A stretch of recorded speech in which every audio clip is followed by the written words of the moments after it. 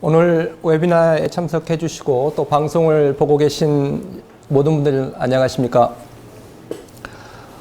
오늘 COVID-19에 대한 정책과 기술 공유를 위한 특별 영상 세미나에 좌장을 맡게 된 서울대학교 보건대학원 권순만 교수입니다. 대한민국의 보건복지부와 외교부가 주관하고 보건산업진흥원과 국제보건의료재단이 후원하는 본 행사는 한국의 코로나19 방역 정책의 기술과 정보를 공유하고 그를 통해서 전 세계가 힘을 합쳐서 이 코로나 대책을 공동 대응하는 목적을 가지고 마련되었습니다. 아시다시피 2019년 COVID-19 환자가 처음 발생한 이후에 WHO는 지난 3월 팬데믹을 선언하고 전 세계적인 유행을 경고한 바 있습니다. 그리고 현재 전 세계적으로 약 150만 명이 넘는 확진자들이 발생해서 많은 분들이 고통을 겪고 계십니다. 오늘 웨비나를 통해서 한국 정부와 의료기관들이 이러한 COVID-19에 어떻게 슬기롭게 대응하고 이러한 위기를 관리하고 또 앞으로 더욱더 발전하기 위해서 어떤 전략을 개발하고 있는지를 여기 계신 모든 분들과 공유하고 그것을 통해서 전 세계적인 대책을 강구하는 데 도움이 되고자 하고 있습니다. 본 웨비나는 먼저 보건복지부 김광립 차관님의 오프닝으로 시작할 예정이고요. 이어서 첫 번째로 중앙사고수습본부의 전략기획반 손영래 반장님께서 한국의 전반적인 방역 정책하고 현황에 대해서 말씀을 해 주실 겁니다. 그리고 이어서 세브란스 병원의 이형민 교수님께서 COVID-19의 진단 검사에 대해서 그리고 한림대학교 강남성심병원의 이재갑 교수님께서 역학조사에 대해서 그리고 세브란스 병원의 염준섭 교수님께서 치료와 임상 경험에 대해서 발표해 주실 예정입니다. 발표 중에 모든 참가자 여러분들은 게시판을 통해서 질문을 남기시거나 참여하실 수 있고요. 질문들은 저희가 모두 모아서 발표 이후에 같이 토론하는 시간을 갖도록 하겠습니다. 그리고 지금 이 웨비나는 영어와 러시아어 동시 통역으로 진행되고 있고요. 러시아어로 청취를 원하시면 여기 이제 Other Channels를 클릭하시면 되겠습니다. 먼저 이제 본격적인 발표에 앞서서 보건복지부의 김광립 차관님께서 인사말을 해주시겠습니다. 차관님 부탁드립니다. 존경하는 각국 보건부 담당자들과 관계자 여러분, 특별하고 긴밀한 협력이 필요한 시기에 영상회의로 이렇게 만나게 되어 매우 뜻깊게 생각합니다. 전 세계는 지금 코로나19로 지금까지 경험하지 못한 위기에 직면해 있습니다. 특히 근본 위기로 세계가 서로 연대와 교류로 연결되어 있는 운명 공동체라는 것도 다시 한번 실감하였습니다. 우리는 코로나19 위기를 겪으면서 세계화와 다원화를 기반으로 한 민주주의 국가에 적합하도록 새로운 개념의 감염병 대응 체계를 마련하고 있습니다. 이를 위해 국제적 이동과 교류를 최대한 보장하면서 감염병 확산을 저지하고자 총력을 다해왔습니다. 코로나19에 있어서 내국인과 외국인을 차별 없이 보호하였고 중앙정부와 지방정부의 역할 분담하에 의료진을 비롯한 시민들이 적극적으로 협조하였습니다. 더불어 우리가 가진 모든 역량을 총동원하여 창의적이고 최첨단의 기술을 활용하고 있습니다. 확진자와 접촉자 관리를 위해 자가진단 앱 등 IT 기술을 적극적으로 활용하였고 승차검진형, 도보이동형, 선별진료소 등 좀 더 안전하고 신속한 검체 채취 방안도 고안하였습니다. 이러한 노력 끝에 한국은 최근 들어 다행히 신규 발생 추세는 안정화되어 가고 있습니다. 하지만 아직 안심할 단계는 아니라는 생각에 긴장감을 가지고 대응을 지속해 나가고자 합니다. 치료제와 백신이 개발되기 전에는 우리는 코로나19 이전의 일상으로 돌아가는 것은 어렵습니다. 이제는 지속 가능한 새로운 일상을 준비해야 합니다. 강력한 사회적 거리두기에 이어 다소 완화된 생활 속 거리두기로의 이행을 준비하고 있습니다. 공동체를 보호하기 위해 방심하지 말고 모두가 함께 노력을 이어가야 하는 시기입니다. 또한 세계와 직접 교류가 가능한 시기가 되기 전까지 웹세미나와 영상회의를 통해 세계 각국의 보건당국, 의료진들과 서로의 경험과 정보를 시의적절하게 공유하고자 합니다. 사회적 거리두기 캠페인에서 우리가 강조하고 있는 떨어져 있어도 마음은 가까이처럼 여러분들과 비록 멀리 떨어져 있지만 세계가 운명 공동체라는 생각으로 협력과 연대를 통해 이 위기를 극복하기를 희망합니다.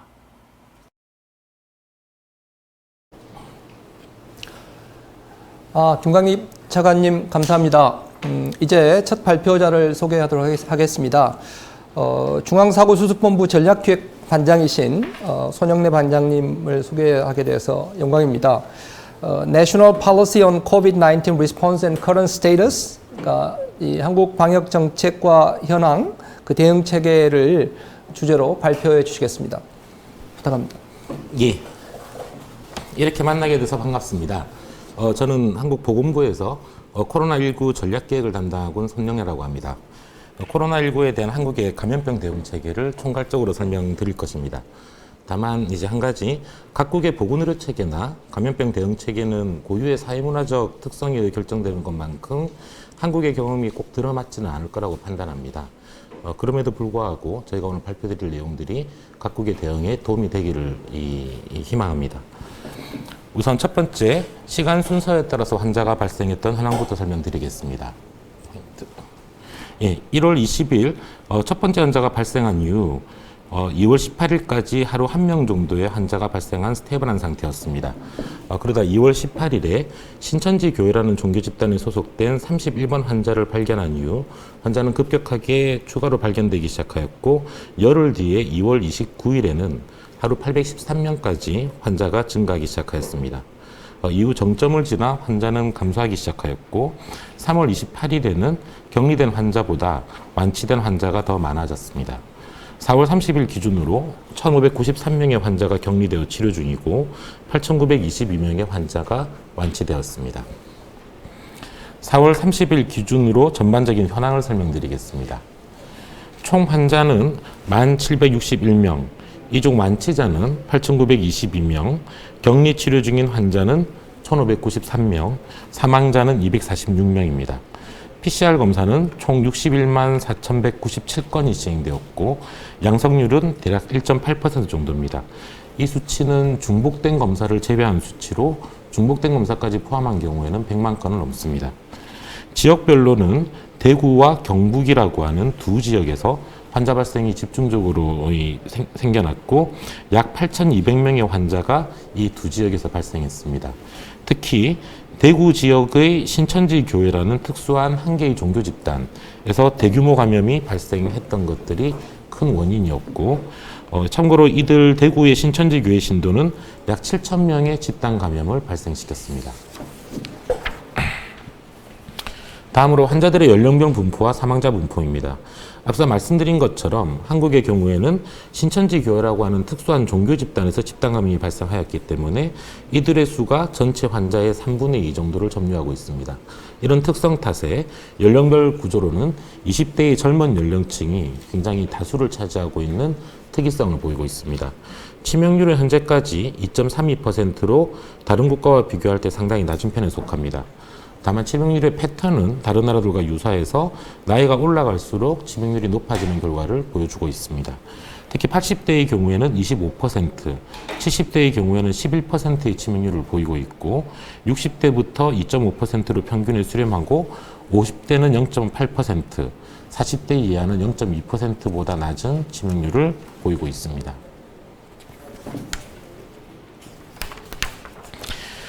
다음으로는 감염병 대응 체계의 이 거버넌스에 대한 설명입니다. 한국의 경우에는 KCDC라고 하는 미국의 CDC와 유사한 감염병 대응을 전담하는 전문적인 정부 조직이 별도로 존재합니다.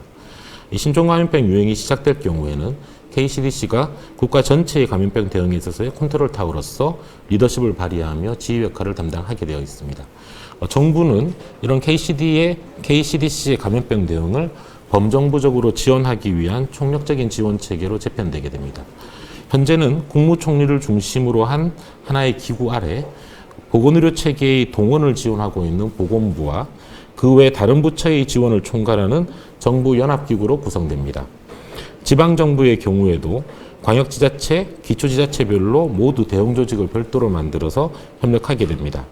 이러한 KCDC와 중앙정부, 지방정부들은 매일마다 합동회의를 개최하고 있는 중이고 이 회의를 통해서 유기적인 협력체계를 갖추어 역할들을 수행하고 있습니다. 또한 환자 발생 현황, 위험도 등 상세한 사항을 매일 신속하게 공개하고 있고 전문 콜센터와 지역 보건소를 통해 상담을 제공하고 있습니다. 정부는 국민들이 지켜야 하는 예를 들어 1, 2m의 거리두기라든지 이런 감염병 대응 행동 수칙을 제공하고 국민들을 이에 따라서 행동을 하고 있습니다. 다음으로 감염병 대응 체계의 단계별 대응입니다. 우선 환자가 발견된 경우 빠르고 정교하게 역학조사를 실시합니다. 다양한 정보기술을 활용하여 환자의 동선을 추적하고 동선 정보를 공개합니다.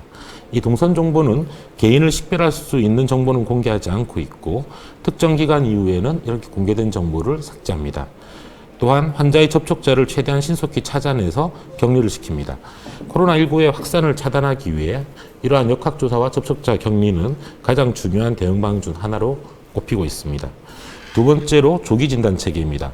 한국의 경우 PCR 진단검사 역량을 조기에 확충하였고 또한 검체 채취를 위한 거검사소도 지역별로 대량으로 설치하였습니다. 이를 통해 다수의 환자를 신속하게 검사할 수 있습니다. 이 코로나19는 무증상이거나 초기 증상부터 감염을 일으키는 독특한 특성이 있기 때문에 검사를 광범위하게 진행하고 있습니다. 예를 들면 일종의 밀접 시설에서 환자가 발생한 경우 해당 층의 근무자나 또는 건물 전체의 사람들에 대한 진단 검사를 실시합니다.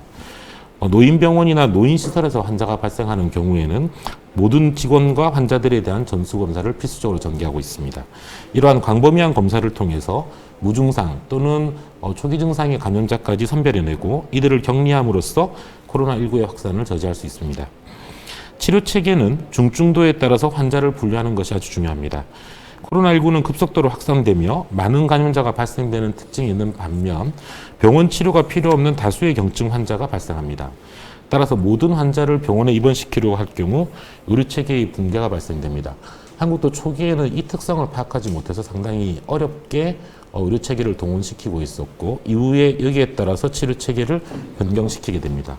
한국의 경우 10%에 해당하는 중증 환자는 병원으로 입원시켜서 의학적 치료를 하되 90%에 해당하는 무증상 또는 경증 환자들은 의료진이 상주하고 있는 생활시설에서 격리해서 돌봐줍니다. 이를 통해서 의료기관으로 지나치게 환자가 집중되는 현상을 막고 의료진의 감염을 차단합니다. 코로나19 이외의 환자들을 위한 의료체계도 중요합니다. 호흡기 환자와 비호흡기 환자의 동선을 서로 분리한 국민 안심병원을 지정해서 운영하고 있고 또한 간단한 외래 진료의 경우에는 전화를 통한 진료를 임시적으로 허용하고 있습니다. 마지막으로 한국의 검역 체계는 중국 후베이 지역 외에는 어떤 나라에서든 입국을 제한하고 있지는 않습니다. 다만 특별입국 절차라고 하는 특수한 절차를 만들어 연락처를 확인하고 건강관리 앱의 설치를 의무하고 있습니다. 또한 외국에서 입국한 사람들의 경우에는 병원에서 진료를 받을 경우 이 의료진이 진료 시에 이 해외 입국 사실을 알 수 있도록 정보를 제공하고 있습니다. 다음은 핵심적인 정책들을 시간순에 따라 제시해 본 내용입니다. 우선 외국에서 유입하는 환자가 점차 증가함에 따라서 1월 28일 3단계 위기 경보를 상향 조정합니다. 이 한국의 위기 경보 체계는 총 4단계로 구성되어 있고 4단계 이전에 3단계 체계를 1월 28일 날 상향 조정하게 되는 겁니다. 이와 함께 2월 7일부터는 의사가 의심만 하면 진단 검사가 가능하도록 검사 기준을 확대하기 시작합니다. 아직은 환자가 20명에 불과한 시기였습니다. 2월 18일 31번 환자가 발견된 이후에 환자가 매일 급증하기 시작해서 이 더블 스코어로 계속 급증하는 현상을 겪게 됩니다. 이에 따라서 4단계 최고 단계로 위기 경보를 격상하고 범정부적인 지원 체계를 갖추기 시작합니다. 대구 지역의 신천지 교회라고 하는 한 지역의 특정 그룹을 중심으로 감염이 확산된 사실을 알아차리게 되었고 2월 20일에는 이 대구 지역의 신천지 신도 9,000명을 모두 격리시키고 전수를 검사하기 시작합니다. 그리고 2월 29일 사회적 거리두기 캠페인을 시작해서 국민들에게 이에 따라서 외출과 모임을 자제할 것을 요청하기 시작합니다. 국민들은 평소 이동량의 55% 수준까지 외부 이동을 자제하면서 전국의 방침에 협조했습니다. 열흘 만에 5천 명 이상의 환자가 대량으로 발생하였으나 이 중 90%가 병원 치료가 필요 없는 가벼운 환자들임을 알게 되면서 3월 3일부터는 치료 체계를 변경시키기 시작합니다. 경증 환자는 생활시설에 입소시키고 소수 의료진들이 관리하는 새로운 치료를 만들었습니다. 이런 결과로 첫 번째 웨이브의 피크는 꽉 끼기 시작합니다. 환자 발생이 거의 한 자리까지 지금 안정적으로 줄어들고 있는 상황이고 이제 5월 6일부터는 일상생활과 경제 활동을 다시 시작하면서 생활 속에서 이 사회적 거리두기를 조화시키려고 하는 새로운 체계, 생활방역 체계라고 명명한 체계로 전환할 예정입니다. 다음 장은 검사량만을 별도로 보여준 자료입니다. 한국은 최대 2만여 건까지 PCR 검사를 실시할 수 있고 검사 결과는 6시간에서 하루를 넘기지 않고 받아볼 수 있습니다. 이 검사에 대한 내용들은 뒤에 좀 더 상세하게 설명될 거라서 생략하도록 하겠습니다. 다음 장은 한국의 검역 체계와 특별입국 절차에 대한 설명입니다. 이미 설명드렸듯이 한국은 중국 후베이성을 제외하고는 입국 제한 조치를 실시하지 않고 국경을 개방하면서 관리하고 있습니다. 다만 특별입국 절차라고 하는 독특한 관리 체계를 가동하고 있습니다. 입국 과정에서 모든 입국자는 연락 가능한 전화번호를 확인하게 됩니다. 또한 자가 관리를 위한 스마트폰 앱을 설치해야 됩니다. 이 앱을 통해서 14일간 하루 2회 코로나19 의심 증상이 있는지를 체크해야 되고 이 체크한 결과는 방역당국으로 전송하게 됩니다. 의심 증상이 발생한 경우에는 방역당국은 입국자에게 연락을 하여 가까운 검사소를 안내하고 검사를 받게 합니다. 이러한 관리 체계를 통해서 한국은 입국을 제한하는 조치 없이 코로나19의 해입을 효과적으로 차단해 오고 있었습니다. 다만 세계적인 유행이 극심해짐에 따라 4월 1일부터는 모든 입국자에 대하여 14일간의 격리를 의무화하고 있습니다. 마지막으로 한국의 코로나19 대응책의 특징을 요약한 것입니다. 몇 가지 특성들을 둘 수 있을 것 같은데 우선 첫 번째로는 한국은 해외 입국에 대해서나 또는 국내의 국민들과 각종 영업시설에 대해서 외국과 같은 강제적인 폐쇄나 봉쇄 조치를 실시하지는 않았습니다. 다만 이 고위험 집단, 이 환자를 접촉했던 고위험 집단들을 한정해서 광범위하게 격리시키고 국민들은 자발적으로 사회적 거리두기 캠페인에 동참하였습니다.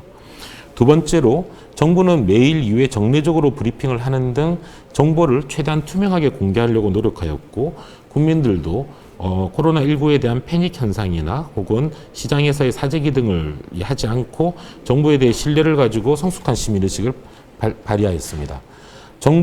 국민들은 정부의 사회적 거리두기 캠페인에 자발적으로 강력히 참여하였고 이 참여를 통해서 외국에서 물리적으로 봉쇄를 하는 것과 거의 근접한 효과들을 달성할 수 있었습니다. 세 번째로 한국은 전 국민에 대한 건강보험을 적용하고 있는 나라이고 접근성이 좋은 상당히 우수한 의료체계를 가지고 있습니다. 코로나19 진단과 치료에 소요되는 비용은 이러한 건강보험과 국가지원을 통해서 모두 무상으로 지원됩니다. 이는 우리 국민뿐만 아니라 현재 한국에 와 있는 외국인에 대해서도 마찬가지입니다. 이러한 체계는 코로나19를 빨리 진단하고 치료하거나 격리하는 데 크게 도움이 되었고 이런 부분들을 통해서 코로나19 확산을 막는 데 이 큰 효과를 발휘할 수 있었습니다. 네 번째로 여러 부처들로 나눠진 중앙정부들이 총력을 다해 힘을 합치고 중앙정부와 지방정부 간에도 견고하게 협력을 하면서 대응을 했다는 점을 들 수 있습니다. 이에 더해 의료계와 국민들도 정부에 적극 협력하면서 그야말로 국가 전체가 협동하여 모든 힘을 합쳐서 총력으로 대응을 했다는 특성이 있습니다. 마지막으로 발달된 기술을 활용해서 창의적이고 효과적인 수단을 적극적으로 개발했다는 점입니다. 특히 신종감염병과 같은 미지의 감염병을 대할 때에는 그 특성을 다 알 수 없기 때문에 대응을 하면서 늘어가는 지식에 맞추어 효과적인 대응 수단을 그때그때 창조적으로 만들어내는 것이 매우 중요합니다. 한국은 그런 점에서 발달된 기술을 적극 활용해서 코로나19의 특성에 맞는 창의적 대응 수단을 지속적으로 개발해서 성공적으로 대응할 수 있었습니다. 이상 그 총괄적인 설명을 개괄적으로 좀 설명드렸습니다. 보다 상세한 내용들은 이후에 이 예정된 발표에서 설명드릴 것입니다.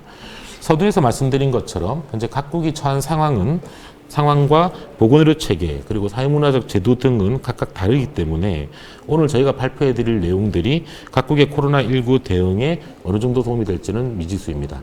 그러나 이러한 내용들이 최소한도로나마 각국에 도움이 되기를 좀 희망하면서 코로나19에 대한 각국의 대응이 효과적으로 이루어질 수 있기를 기대합니다. 감사합니다.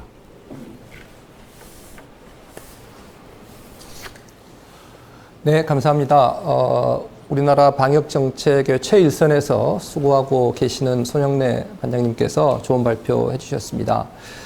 반장님께 코멘트나 질문이 있으신 분은 게시판에 코멘트를 남겨주시면 됩니다. 다음은 연세대학교 의과대학 교수님이시고 대한진단검사의학회 코로나19 TF 팀장님이신 이형민 교수님께서 Diagnostic System in Korea, 한국의 진단 시스템을 주제로 발표해 주시겠습니다. 이 교수님 부탁드립니다. 안녕하십니까. 연세대 진단검사학과 교수 이형민입니다. 제가 오늘 말씀드릴 내용은 COVID-19의 진단법에 대해서 말씀드리겠습니다. 예, SARS-CoV-2라고 알려져 있는 바이러스는 새로운 신종 코로나 바이러스로 2019년 12월 말에 중국의 우한에서 최초로 보고가 되었습니다. 2003년에 보고되었던 사스-코브이 바이러스와 80% 정도 유전적 상관성을 갖고 있는 것으로 보고가 되었고, 이름은 사스 코로나 바이러스를 따서 사스 코로나 바이러스 2로 이름이 지어졌습니다. 그리고 이러한 바이러스에 의해서 생기는 질환을 코로나 코비드 19이라고 부르게 됩니다. 아래 보시는 것처럼 기존에 보고됐던 코로나 바이러스에 비해서 높은 유전적인 상관도를 보여주고 있는 것은 TG63이라는 그런 바이러스인데, 이 바이러스하고는 조금 다른 그런 특성을 갖고 있습니다. 다음 주십시오. 제가 그냥 넘길게요. 이러한 새로운 코로나 바이러스에 의한 감염은 중국에서 최초로 시작이 되었지만, 현재 중국은 대략 한 8만 2천 명 정도의 환자가 발생을 하고, 그 중에 3,300명 정도의 3,300명 정도가 사망하는 그런 결과를 보여주었고, 지금은 굉장히 조용하게 된 상황입니다. 반면에 우리나라를 포함한 여러 국가의 이 코로나19 감염은 전파가 되어서 현재 미국의 경우에 있어서는 40만 명의 환자가 발생을 하였고, 그 중에 13,000명 정도가 사망을 함으로써 많은 사람들이 이런 코로나19에 희생이 되었습니다. 또한 유럽의 이탈리아나 스페인 같은 경우에도 각각 13만 명과 14만 명에 달하는 환자가 발생을 하고, 합쳐서 3만 명 이상의 사망자가 발생을 한 상황입니다. 이러한 코로나19에 관련된 사망자들이 많이 늘어나는 데는 여러 가지 이유가 있습니다.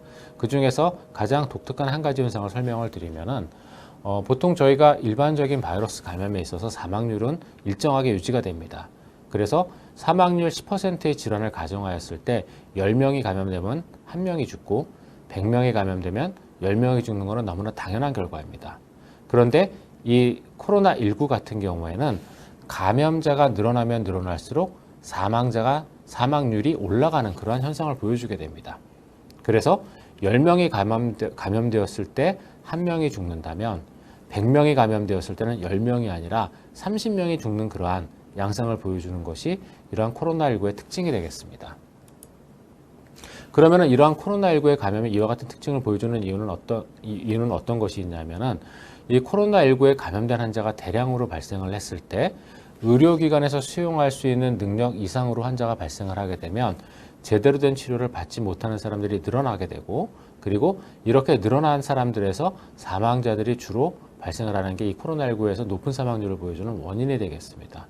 그러다 보니 이러한 코로나19의 감염을 그냥 놔두는 것이 아니라 의료기관에서, 그 나라의 의료기관에서 수용할 수 있는 한도 내로 이 코로나19 감염 발생을 줄이는 노력이 필요하게 되고, 이때 중요한 것이 여러 가지의 방법이 있는데 그 중에 하나가 검사가 되겠습니다. 그래서 코로나19에 대해서 아무런 대응을 하지 않았을 때 인구 10만 명당 발생하는 환자의 숫자를 대략 한 270명 정도로 놓고 보게 되면은, 이 환자들 중에서 코로나19에 감염된 사람을 조기에 찾아내고 이 사람들을 격리하였을 때 발생하는 환자 숫자는 대략 한 190명 정도가 됩니다. 그리고 이 190명 정도의 환자 발생해서 다시 자가격리와 그 다음에 강력한 사회적 거리두기를 진행을 했을 때는 원래 발생할 수 있는 환자의 거의 3분의 1 정도 수준까지 코로나19의 감염을 줄일 수가 있고, 이러한 노력을 지속적으로 수행을 함으로써 의료기관이 부담할 수 있는 숫자 이하로 코로나19의 감염을 감소시키는 것이 코로나19의 관리에 있어서 가장 중요한 그러한 포인트가 되겠습니다. 그래서 이러한 진단이 굉장히 중요하다고 볼 수가 있는데, 이 코로나19의 감염을 위해서 현재 사용할 수 있는 진단법은 크게 3가지가 있습니다. 그 중에 가장 널리 사용되어지고 있는 방법은 분자진단법이 되겠고, 그리고 이 분자진단법 외에도 우리가 신속진단 키트, 즉 Rapid Assay에 속하는 항원검사법과 항체검사법이 있게 됩니다. 각각의 검출 타겟은 몰레큘러 다이아그노시스 같은 경우에는 유전자가 되겠고, 이 유전자에는 크게 E진, RDRP진, S진, N진 같은 것들이 사용이 됩니다. 그리고 이러한 분자진단법의 경우에 있어서는 심텀 온셋부터 레이트 스테이지까지 레이트 스테이지까지 진단이 가능하고, 그리고 이 분자진단법의 결과가 격리라든가 치료를 하는 기준이 됩니다. 민감도와 특이도는 둘 다 분자진단법의 경우에서 95% 이상으로 저희가 생각을 하고 있고, 그리고 이 분자진단법의 경우에 있어서는 무증상 감염자도 얼리 스테이지부터 진단할 수 있다는 장점이 있습니다.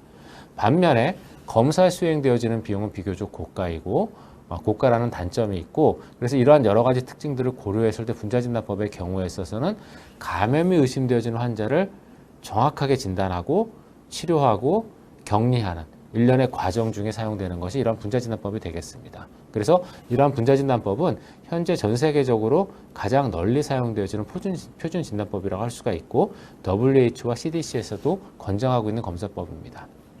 반면 Rapid Assay는 크게 항원검사법과 항체검사법이 있는데, 항원검사법의 경우에 있어서는 코로나19에 관련된 그런 항원을 검출하는 방법이 되겠습니다. 통상적으로는 분자진단법에 비해서 민감도가 낮기 때문에 감염이 어느 정도 진행이 된 미드텀 정도부터 진단이 되는 것으로 되어 있고, 현재까지 이 항원검사법에 대한 정확한 평가는 이루어져 있지 않지만, 저희가 다른 검사법을 비교를 했을 때, 다른 검사법의 자료를 고려하였을 때 민감도와 특이도는 대략 한 50에서 70% 정도일 것으로 생각을 하고 있습니다. 특히 이 코로나19와 관련된 항원검사법의 특이도에서는 저희가 다른 코로나 바이러스와의 크로스 리액션을 항상 고민을 해봐야 됩니다. 무증상 감염을 진단할 수 있는 능력에 대해서는 안티젠 배출되는 항원 양에 따라서 무증상 감염의 진단 여부는 다 변할 것으로 우리가 생각이 되고, 비용의 경우에 있어서는 분자진단법에 비해서는 비교적 낮은 비용으로 검사를 할 수가 있습니다. 그래서 이런 여러 가지 특징을 고려했을 때 항원검사법의 경우에 있어서는 저희가 분자진단법의 그 능력이 충분하지 않은 상황에서 팬데믹 시츄에이션이 발생하여 대략 한 수십만 명 이상의 환자가 발생한 경우, 그런 경우에는 우리가 분자진단법을 고려할 수 있지만, 민감도가 낮기 때문에 정확한 진단과 트레이싱을 요구하는 그러한 상황에서는 이런 항원검사법은 쓰기 어렵다고 할 수 있습니다. 마지막으로 항체검사법은 감염된 후에 생성되는 항체를 검출하는 검사법인데, 이러한 항체의 경우에 있어서는 보통 감염되고 증상이 발현된 뒤에 7에서 28일 사이에 형성이 됩니다. 그래서 이런 항체검사법의 경우에 있어서는 감염 초기에 해당되는 첫 2주에는 통상적으로 낮은 민감도를 보여주는 것이 특징입니다. 민감도의 경우에 있어서는 충분한 시간이, 항체 발현에 필요한 충분한 시간이 지난 뒤에는, 즉 14일에서 21일이 지난 뒤에는 95% 이상의 민감도를 보여줄 수 있지만, 현재까지 이에 대해서 평가되어 있는 항체 검사 키트는 없고, 특이도의 경우에 있어서도 역시 현재까지 평가된 데이터는 없습니다. 다만 이런 항체 검사법의 경우에 있어서도 현재 다른 코로나 바이러스가 계절에 따라 유행할 수가 있기 때문에 이 다른 코로나 바이러스에 의한 크로스 리액션을 저희가 주의해야 됩니다. 무증상 감염에 대한 진단 여부는 말씀드린 것처럼 초기 단계에서는 항체의 생성이 제대로 이루어지지 않기 때문에 저희가 무증상 감염을 알기는 어렵고, 대략 한 14일 정도가 지난 경우부터는 무증상 감염자도 진단할 수 있다는 장점이 있습니다. 검사 비용은 비교적 저렴합니다.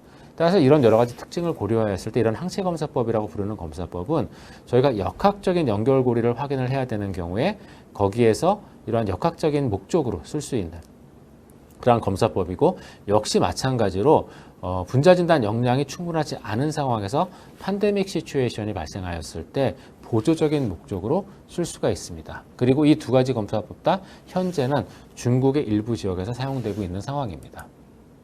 그래서 국내에서는 이러한 여러 가지 특징을 고려해서 현재 몰레큘러 다이어그노시스, 즉 분자진단법만을 사용을 하고 있습니다. 그래서 이렇게 분자진단법을 사용하는 경우에 저희가 그 다음에 고려해야 되는 것은 검체가 되겠습니다. 이 코로나19의 여러 가지 특징이 있는데 그 중에 하나는 코로나19에 감염된 환자들의 경우에 있어서 감염 초기부터 많은 양의 바이러스가 상기도를 통해 나온다는 것이 되겠습니다. 그래서 란셋 인펙셔스 디지즈와 뉴 잉글랜드 저널 오브 메디슨에 보고된 자료에 보시면은 감염 초기부터 비교적 많은 양의 바이러스가 상기도, 즉 배출됨을 스로 스왑에서 확인할 수가 있고, 그리고 이러한 특징들을 저희가 역시 다른 연구 결과에서도 볼 수가 있습니다. 그래서 2020년에 클리니컬 인펙셔스 디지즈에 보고된 바에 따르면은 증상 발현 초기부터 대략 한 10의 5승에서 10의 8승에 해당되어지는 그러한 바이러스가 침 1cc에 배출되는 것을 확인할 수가 있고, 이러한 상기도를 통한 바이러스의 배출은 대략 사람에 따라서 빠르게는 한 4일, 그 다음에 길게는 한 9일 정도까지 진행된 뒤에 종료되는 것을 확인할 수가 있습니다. 다만 이렇게 상기도 쪽에 많은 양의 바이러스가 나온다고 하더라도 역시 가장 많은 양의 바이러스가 배출되는 곳은 호흡기가 되겠습니다. 그래서 상기도에서 배출되는 바이러스의 양에 비해서 호흡기 쪽에서 배출되는 바이러스의 양이 통상적으로 대략 한 10배에서 100배 정도 높은 것으로 알려져 있습니다. 그래서 이런 것들을 고려했을 때 저희가 코로나19를 진단하기 위해서 쓸 수 있는 가장 좋은 검체는 호흡기 쪽에서 호흡기 쪽에서 가장 정확하게 얻을 수 있는 브론코 알베올라 라베지 플루이드가 가장 좋은 검체로 알려져 있고, 이때의 민감도는 거의 93% 정도로 알려져 있습니다. 그리고 호흡기 증상이 있는 환자들에서 객담을 받아서 검사를 하는 경우 저희가 대략 한 70% 정도의 민감도를 보여주고, 그 다음에 내잘 수압의 경우에 있어서는 63% 정도의 민감도를 보여줍니다.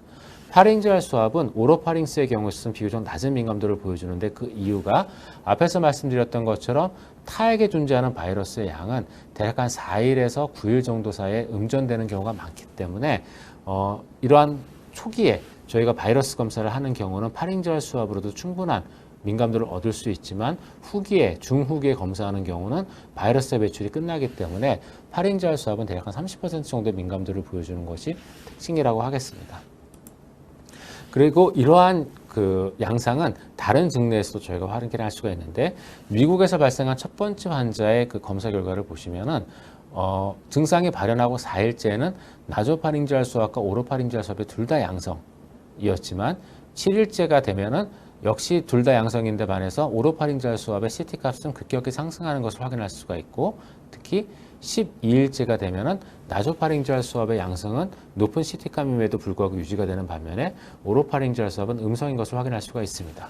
그래서 이런 여러 가지를 고려를 했을 때 저희가 코로나19를 진단하기 위해서 쓸 수 있는 검체는 크게 상기도 쪽에서는 나조파링제알 수압과 오로파링제알 수압, 그 다음에 하부기도에서는 객담과 또는 브론키얼 워싱 같은 것들이 통상적으로 코로나19를 진단하기 위해서 쓰는 검체라고 할 수가 있습니다. 그 중에 가장 좋은 검체는 감염 초기에는 나조파링제알 수압과 오로파링제알 수압이 되겠지만, 오로파링제알 수압의 경우에 있어서는 감염이 진행됨에 따라서 나조파링제알 수압에 비해서는 음전이 빨리 되기 때문에, 즉 네거티브로 빨리 전환되기 때문에 감염 중기부터는 사용하면 안 되는 것으로 생각이 되고, 이때부터는 호흡기 증상이 나타나기 때문에 반드시 객담을 추가해서 검사하는 것이 적절한 것으로 생각이 됩니다. 그리고 이렇게 채취한 검체들은 전부 다 보관하거나 운송할 때는 4도씨 냉정을 권장을 하고 있습니다.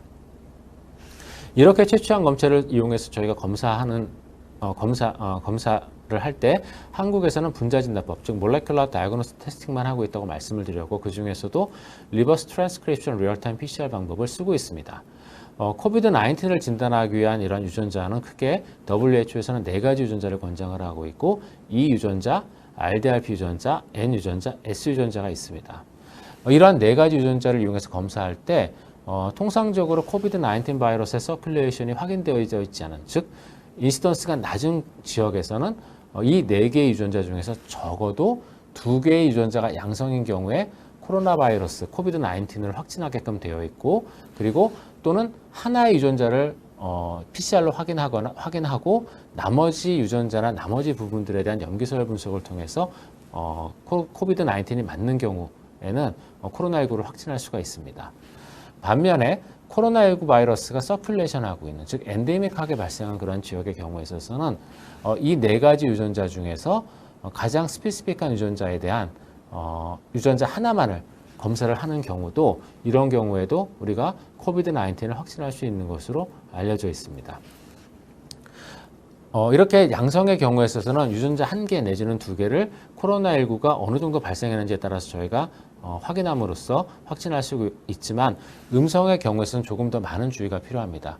그래서 코비드 19의 음성을 룰아웃하기 위해서는 하나 이상의 결과가 음성으로 나오더라도 반드시 이 코비드 19을 100% 룰아웃은 할 수 없는 것으로 되어 있는데요. 그 이유는 우리가 이제 검체를 채취할 때 검체를 채취하는 것이 쉽지가 않습니다. 그 이유가 아까 말씀드렸던 나조파링제알 수압은 코 안으로 면봉을 집어넣어서 이 뒷부분에 있는 나조파링제알 월까지 면봉을 찔러 넣어야 되다 보니까 면봉이 들어가는 길이가 굉장히 깊숙합니다. 그런데 이 경우에 많은 환자들이 고통을 느끼고, 그리고 고통을 느끼는 과정 중에 몸을 뒤로 빼게 됩니다. 그러면은 이 나조파링제알 수압을 정확하게 하기 어려운 부분들이 있거든요. 그리고 의사들의 경우도 나조파링제알 수압을 하기 위해서 면봉을 넣을 때 이게 어느 정도 들어가는지를 잘 모르기 때문에 정확한 위치까지 수압을 넣지 못하고 중간에 나조파링제알 수압을 하고 나오는 경우들이 많습니다. 그러면은 저희가 나조파링제알 수압이 아니라 나조파링제알 네이잘 수압 형태가 돼버리거든요.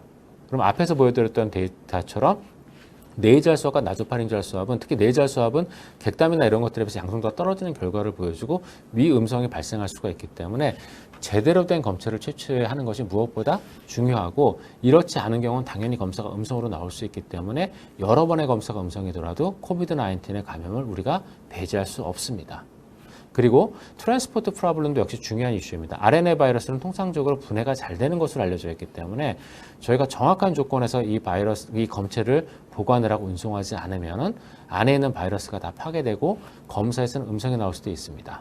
그리고 코비드 19의 베리 얼리 스테이지나 레이트 스테이지에서는 역시 바이러스의 배출 자체가 굉장히 줄어들기 때문에 분자진단법을 사용하는 경우는 진단할 수가 없고, 이런 경우에 레이트 스테이지가 지나게 되면 이런 경우에 있어서는 항체 검사법을 오히려 이용할 수도 있습니다. 그다음에 테크니컬 프로블럼 역시 발생할 수 있는데요. 코로나 바이러스는 아주 대표적으로 뮤테이션을 잘하고 레콤비네이션을 잘하는 바이러스로 알려져 있습니다. 그러다 보니까 우리가 타겟팅하고 있는 그러한 유전자 부위에 변이가 발생하거나 리콤비네이션이 발생하는 경우는 저희가 이 코로나19를 진단할 수 없는 문제도 있고, 그 다음 검체에 존재하는 이니비터의 PCR 반응 전체가 억제되는 경우, 이런 경우는 또 우리가 코로나 바이러스, 코비드 19에 대한 검사가 위험성을 보일 수도 있기 때문에 반드시 이러한 PCR 이니비션을 룰아웃하기 위한 인터널 컨트롤의 사용이 중요하다고 볼 수가 있겠습니다. 그래서 이러한 그 코로나19 바이러스의 어떤 뮤테이션이 어느 정도 부위에 따라 발생하는지를 보시면은 현재 많은 검사법들이 E 유전자와 S 유전자, N 유전자, 그다음에 ORF1AB 중간에 있는 RDRP 리전을 기준으로 만들어지게 되는데, 그 중에서도 S 유전자나 E 유전자, N 유전자는 많은 변이가 발생하는 구간입니다. 반면 RDRP 부분은 바이러스의 생존과 직결된 부분이기 때문에 변이가 그렇게 많이 발생하지 않는 부분으로 되어 있어서 대부분의 검사들은 S, E, N을 선별적으로 사용을 하고 RDRP 유전자를 확진 목적으로 쓰게 됩니다. 그래서 이러한 유전자들의 조합에 의해서 우리가 코로나19 바이러스를 진단할 수 있습니다. 그래서 이러한 유전자를 이용한 검사법에는 여러 가지가 논문으로 보고가 되었고, 앞에서 말씀드렸던 유전자 중에서 N 유전자, E 유전자, RDRP 유전자, 그리고 드물게는 ORF1B와 같은 부분을 잡는 그런 검사법들이 문헌상으로 보고가 되었습니다. 그리고 현재 국내에서 한국에서 사용 가능한 긴급 사용 승인 시약을 받은 그런 진단 키트는 5종류가 있는데, 이 진단 키트들의 경우에 있어서도 대부분의 경우는 E 유전자와 RDRP 유전자를 사용을 해서 진단을 하고, 거기에 추가적으로 N 유전자가 포함되어 있는 형식이 있습니다. 그리고 이 5가지 키트의 경우에 있어서는 순서대로 코젠바이오텍의 파워체크 키트와 시젠 사의 올플렉스 키트, 그리고 SD 바이오센스와 솔젠트의 NCOV 리얼타임 디텍션 키트와 다이아플렉스 Q 키트, 그다음에 마지막으로 바이오세움사의 리얼 Q 키트가 승인을 받아서 현재 국내에서 사용되어지고 있습니다. 이와 같이 여러 개의 키트를 개발을 해서 한국에서는 지금 다양한 코로나19에 관련된 검사를 하고 있는데, 이 코로나19의 검사 양이나 이런 것들이 타 국가에 비해서 월등히 높아 현재 많은 그런 관심을 받고 있습니다. 그런데 이런 한국에서의 그 몰레큘러 다이그노스틱 커패시티가 높은 데에는 몇 가지 이유가 있는데, 첫 번째는 현재 한국의 경우에 있어서는 리얼타임 PCR을 시행할 수 있는 장비가 많이 보급이 되어 있습니다. 이러한 장비가 보급된 계기가 된 것은 2009년의 신종플루이고, 이 당시 신종플루에 대한 검사를 리얼타임 PCR로 국내에서만 100만 건 이상 시행함에 따라서 이러한 장비들이 보급되는 기회가 됐습니다. 그리고 두 번째로는 이러한 장비가 많이 보급되다 보니까 분자 진단, 즉 몰레큘러 다이어그노시스에 대한 시장이 생기고, 그리고 확장된 것이 한국의 어떤 진단 시장 또는 진단 몰레큘러 다이어그노스틱 커패시티가 확장된 원인이 되겠습니다. 즉 이렇게 장비가 들어옴에 따라서 많은 회사들이 몰레큘러 다이어그노스틱 킷을 개발하게 됐고, 그 다음에 이렇게 개발된 그러한 키트를 활용한 검사의 다양한 활용이 의료 전 분야에서 일어나게 됐습니다.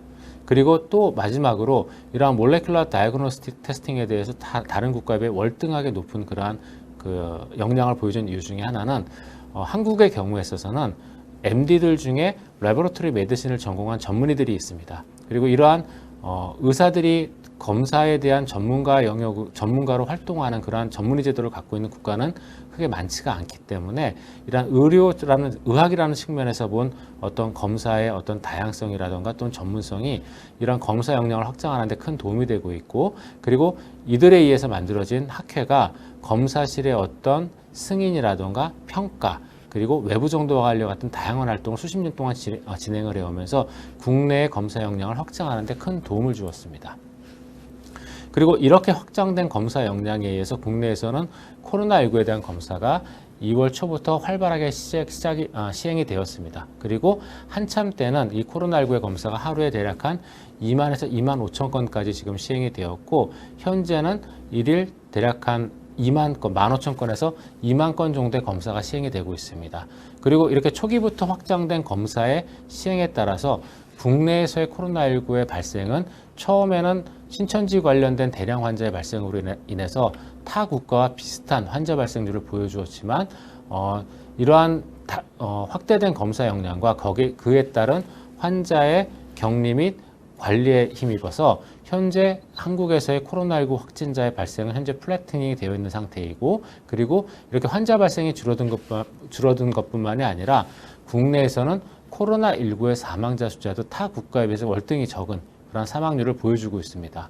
한국에서의 코로나19 사망자가 적은 이유는 크게 두 가지를 들 수 있는데, 첫 번째는 한국의 경우 코로나19 감염자의 많은 부분이 신천지와 관련된 20대와 30대 젊은 사람들이었던 것이 하나의 원인이 될 것이고, 두 번째는 이러한 신속하고 많은 검사에 의해서 환자를 조기에 찾아냄에 따라서 연령별 사망률도 타 국가와 비교했을 때 낮은 그런 양상을 보여주고 있습니다. 그래서 이와 같은 것들이 한국에서의 코로나19 사망자가 적은 원인이 되겠습니다.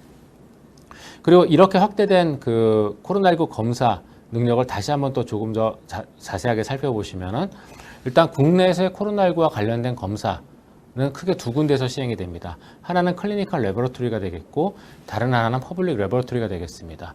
클리니컬 레버러토리는 주요 2, 3차 의료기관, 즉 병원과 그 다음에 검사를 주로 외부에서 의뢰받아 시행하는 클리니컬 레버러토리 센터로 구성이 됩니다. 현재 국내에서 검사가 가능한 민간 의료기관의 클리니컬 레버러토리는 대략 한 120곳 정도가 있고, 그중에 110곳이 의료기관, 10곳이 클리니컬 레버러토리 센터가 되겠습니다. 반면 공공검사실의 경우에 있어서는 현재 질병관리본부 안에 있는 Center for Laboratory Control of Infectious Diseas에서 검사를 하고 있고, 그와 각 시도 보안연에 위치하고 있는 Research Institute of Health and Environment라는 곳에서 검사를 하고 있습니다. CDC 안에 있는 센터가 하나, 그 다음에 각 지역별로 나눠져 있는 센터가 17개가 있어서 현재 공공검사실의 경우에 있어서는 18개의 검사실이 운영이 되고 있습니다. 각각의 검사실에서 시행할 수 있는 검사 커패시티는 클리니컬 레버러토리에서 하루에 대략 한 3만 건에서 4만 건의 검사가 시행 가능하고 퍼블릭 레버러토리에서는 하루에 3천에서 4천 건 정도가 시행 가능합니다. 그리고 이렇게 많은 양의 검사 못지않게 빠른 검사 결과의 환류도 중요하기 때문에 턴어라운드 타임은 무엇보다 중요한 이슈입니다. 클리니컬 레버러토리의 경우에 있어서는 대략 한 의료기관의 경우는 3에서 12시간 이내에 결과가 보고되고 클리니컬 레버러토리 센터는 12시간에서 24시간 이내에 결과가 보고가 됩니다. 퍼블릭 레버러토리 역시 마찬가지로 대부분의 경우에서는 3에서 6시간 이내에 결과가 보고가 되고 지연되는 경우에 24시간 이내에 결과가 보고가 됩니다.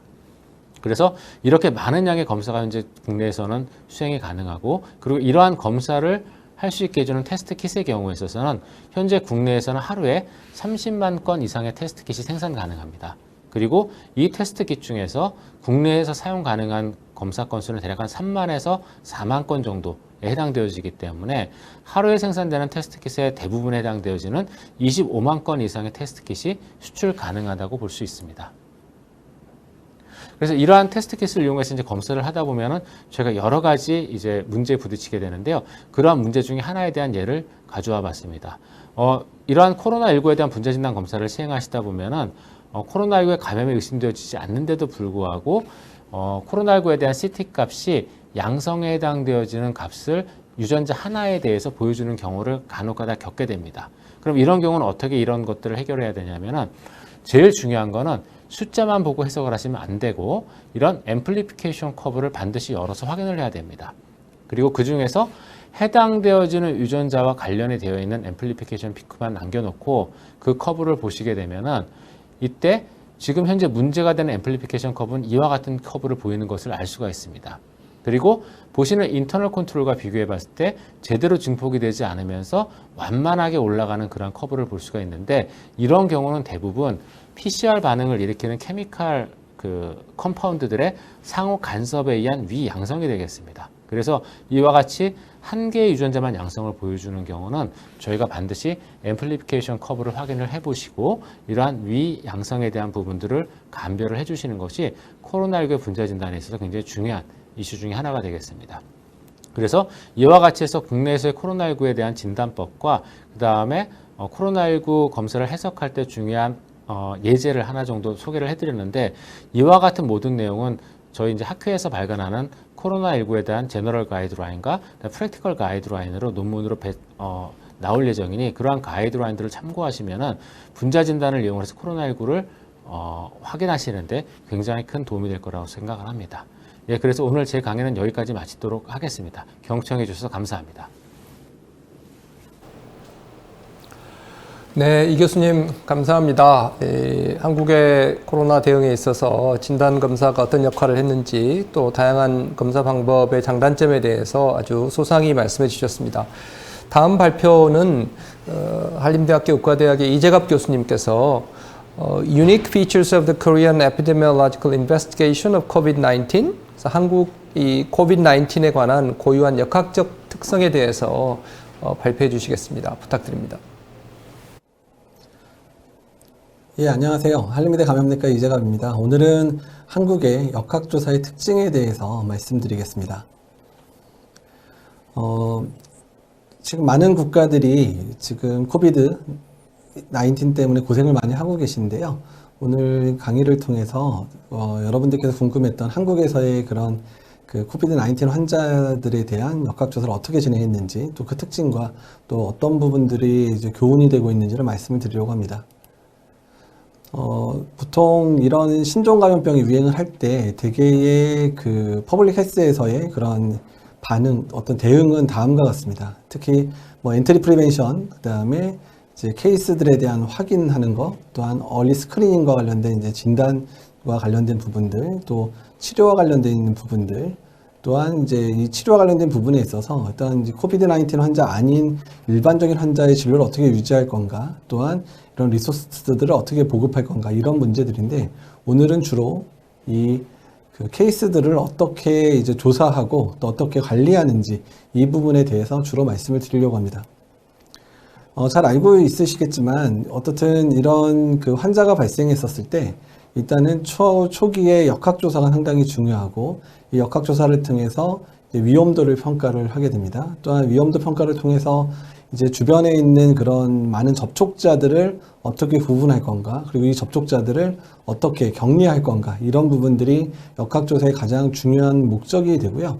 그래서 오늘 주로 말씀드린 부분들은 이 한국에서의 그런 코비드-19 환자들에 대한 역학조사가 어떤 특징을 갖고 있는지, 또한 어떤 모습으로 진행되었는지를 주로 말씀을 드리겠습니다.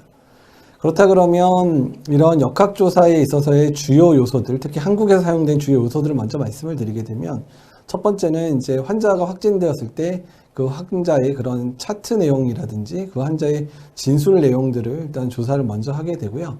특히 한국에서 확인했었던 가장 중요한 방법들이 뭐냐면, 환자가 가지고 있는 모바일 폰에 어떻든 GPS 정보라든지 아니면 또는 그 환자가 가지고 있던 핸드폰이 특정 지역에서 어디서 접속했는지를 통해서 환자가 어디를 갔는지를 이제 확인하는 과정들을 거치게 되고요. 또 거기에다가 환자가 특히 이제 카드를 사용했다 그러면 그러니까 신용카드를 사용한 정보들을 통해서 어떤 업소를 방문해서 있었는지 이런 부분도 확인하고요.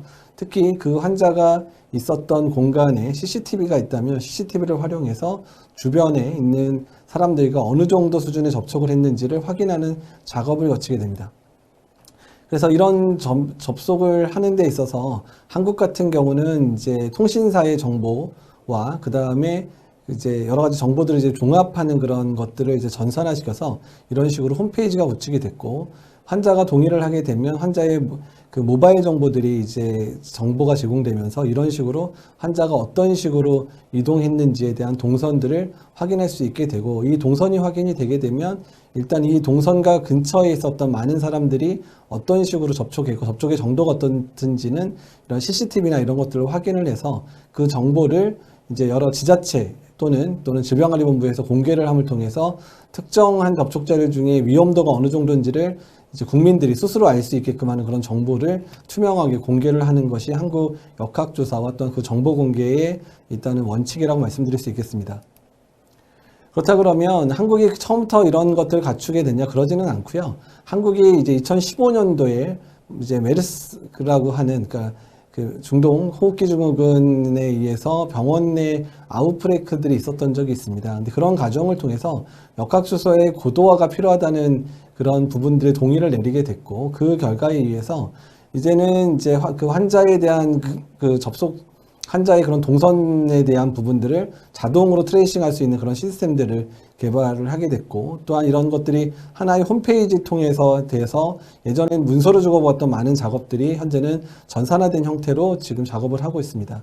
또한 예전에는 이런 역학조사의 단계들이 뭐 질병관리본부 따로, 뭐 경찰청 따로, 뭐 그다음에 통신사에 따로 요구하는 것들도 개별적인 접속을 통해서 이런 정보가 취합되는 상당히 많은 시간이 걸렸다면, 여러 관계되어 있는 부서들이 한꺼번에 한 시스템을 이용을 하면서 그런 이제 그 자료를 전달받고 전달하는 그런 시간들을 많이 줄이는 특성들을 가지게 됐습니다. 그래서 그런 변화를 보게 되면 환자의 그런 동선 정보가 예전에 확인되는데 거의 하루 이상 걸렸다면, 최근에는 그 홈페이지에 들어가서 그 로그인만 하게 되면 거의 10분 안에 환자의 동선을 바로 확인할 수 있는 정보들이 되고 있고, 그 다음에 환자의 개인적인 정보들이 조사가 된 부분들을 이제 손으로 작성했던 것들을 다시 뭐 전산화시키고 이런 데 시간이 많이 걸렸다면, 최근에는 대부분 이제 전산화된 정보 시스템을 이용해서 이제 입력을 하기 때문에 한 번 입력된 정보는 관련되어 있는 모든 그런 직역들에게 같이 다 활용이 가능해질 수 있습니다.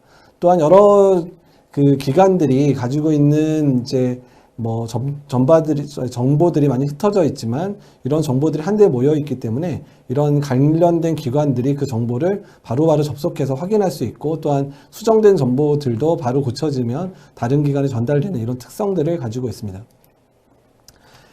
이거는 이제 한국 내에서의 그런 그 확진자 정보 또는 접촉자 정보가 어떻게 전달되는지를 보여드리는 그래프인데요. 이런 검역 과정에 수집된 정보가 질병관리본부에 전달될 뿐만 아니라 또한 통신사에서 이제 모여진 여러 정보들이 이제 공급이 되고, 이 정보들을 취합해서 환자들에 대한 많은 정보들이 일단은 뭐 보건소라든지 아니면 이런 의료기관에 이제 정보들이 서로 교환하면서 이런 정보들이 서로 주거를 받을 수 있는 그런 부분이 되고요. 특히 한국 정부의 특징 중에 하나는 그 보험공단, 그러니까 한국의 그 헬스 인슈어런스에 해당되는 정보 또한 이제 정보가 제공이 되는 것뿐만 아니라 또한 그 질병관리본부에서 수집된 정보가 이런 그 국민건강보험공단의 정보가 전달되면서 이 정보들이 의료기관에 전달이 돼서 이런 접촉자가 혹시 의료기관에 방문했을 경우에 의료기관이 바로 그 정보를 확인할 수 있는 이런 기능들도 현재 구축이 되어 있는 상태입니다. 그리고 이제 환자들이 접촉자로 분리가 됐었을 경우에 이런 식으로 모바일 앱을 이제 그 본인의 모바일 폰에 깔게 하게 되고요. 이제 이 모바일 폰에 까는 앱도 이제 대개의 언어들로 다 이제 번역이 된 버전이 있게 되고요. 이렇게 되면 이 모바일 버전의 본인의 정보들, 본인이 열이 나는지 또는 뭐 지침이 있는지 또 목이 아픈지, 뭐 호흡곤란이 있는지 이런 정보들을 입력을 하면 바로 이제 질병관리본부에 있는 홈페이지에 이 정보들이 전달이 되고 또한 보건소에도 전달이 돼서 문제가 있는 그런 접촉자들 같은 경우에는 바로 선별진료소에 가서 검사를 받을 수 있도록 하는 그런 시스템이 짜져 있습니다. 그 다음에 그 모바일 앱에 깔아져 있는 접촉자 같은 경우에 이 접촉자가 만약에 그 원래 있어야 되는 그런 그 격리 장소에서 벗어나게 되면 바로 알람이 이제 보건소 또는 질병관리본부에 전달이 돼서 접촉자의 일탈 여부를 이제 확인할 수 있는 시스템들도 이제 갖춰져 있고 또한 이런 식으로 본인의 증상을 본인 스스로 체크를 해서 이상이 있으면 바로 보건소에 내용을 전달할 수 있는 시스템도 갖춰져 있기 때문에 이런 부분들이 이제 접촉자 관리를 또한 철저하게 할 수 있는 중요한 툴로 작용하고 있습니다. 그렇다 그러면 이런 정보들을 수집할 때 가장 이제 했었던 가장 특징적인 모습은 뭐냐면 우리들이 역학조사를 할 때 특히 ICT 기술, 통신과 그다음에 이제 그 인터넷 기술들을 활용한 정보들이 이제 이 아주 정확한 정보들을 바탕으로 해서 빠른 실시간 내에 역학조사에 이제 제공되고 있는 부분들이고요. 또한 이런 부분들을 만들 때 이제 개방성을 기본적으로 하고 또한 투명성, 이런 정보 모아진 정보에 대해서 정확한 정보들을 국민에게 실시간으로 공개하는 그런 정책들을 저희가 하고 있고 또한 민주성들을 감안해서 이러한 정보 공개가 단순히 환자의 인권을 침해하는 그런 형태로 나타나는 것들이 아니라 제한된 정보지만 정확한 정보들을 전달을 해서 많은 국민들이 이 부분에 대해서 이제 확인을 하고 또한 이 부분들을 이제 해서 이제 개별 국민들 스스로가 이런 부분들을 이제 확실하게 어떻게 내가 조심해야 되는지를 알게 하는 그런 목적으로 작용을 하고 있습니다. 그래서 뭐 많은 외국에서 한국에서는 그런 인권적인 문제를 잘 안 다루는 게 아니냐 이런 우려 섞인 그런 기사들이 나오는 걸 봤는데 사실 그런 부분들에 있어서 한국은 아주 민주적인 국가이고 또한 이런 정보 공개의 모든 원칙들이 공중의 그런 안전을 위해서 공개되며 개인 그 부분에 공개되는 정보의 부분들도 일단 인권적인 측면들을 벗어나지 않도록 하는 측면에서 작용을 하고 있습니다. 그래서 역학조사의 모든 과정을 통해서 수집된 정보는 꼭 필요한 기관에만 전달될 뿐만 아니라 또한 환자의 개인정보에 해당되는 부분은 삭제가 되고 환자가 주로 어디를 방문했기 때문에 그 방문한 곳에 동시간에 이제 방문했던 그런 여러분들에게 정보를 전달을 해서 그분들 스스로 자기가 감염의 위험이 없는지 활용하는 데만 활용되지 개인의 정보가 뭐 공공에 공개돼서 그 사람의 인권을 침해하는 그런 수준의 정보 공개는 되고 있지 않습니다. 오늘 저기서 말씀드린 모든 부분들은 한국에서 시작되는 역학조사의 중요한 측면들을 말씀드린 부분이고요. 또한 질의응답 시간을 통해서 구체적인 내용을 질문을 해주시면 저희가 답변을 통해서 말씀을 드리도록 하겠습니다. 예, 이걸로 오늘 전달드린 내용은 발표를 마치도록 하겠습니다. 예, 감사합니다. 네, 이재갑 교수님 발표 감사합니다. 한국에서 이제 시민들의 권리를 보장하면서도 최신 기술들을 잘 활용해서 어떻게 역학조사를 효과적으로 하고 있는지를 아주 잘 말씀해 주셨습니다. 다음 발표해 주실 분은 연세대학교 의과대학의 염준섭 교수님이십니다. COVID-19 Clinical Characteristics and Therapeutic Options, 그러니까 COVID-19의 임상적 양상 그리고 치료에 대해서 발표를 해 주시겠습니다. 부탁드립니다. 네, 안녕하십니까. 연세대학교 의과대학 감염내과에 근무하고 있는 염준섭입니다.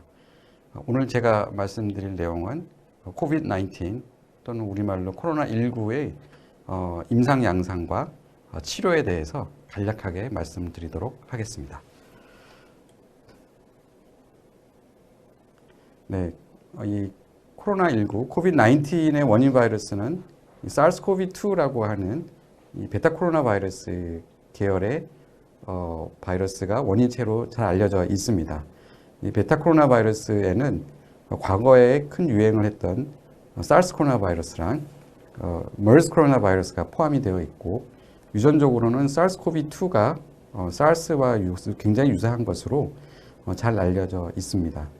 임상 양상도 비슷한 면이 많이 있습니다.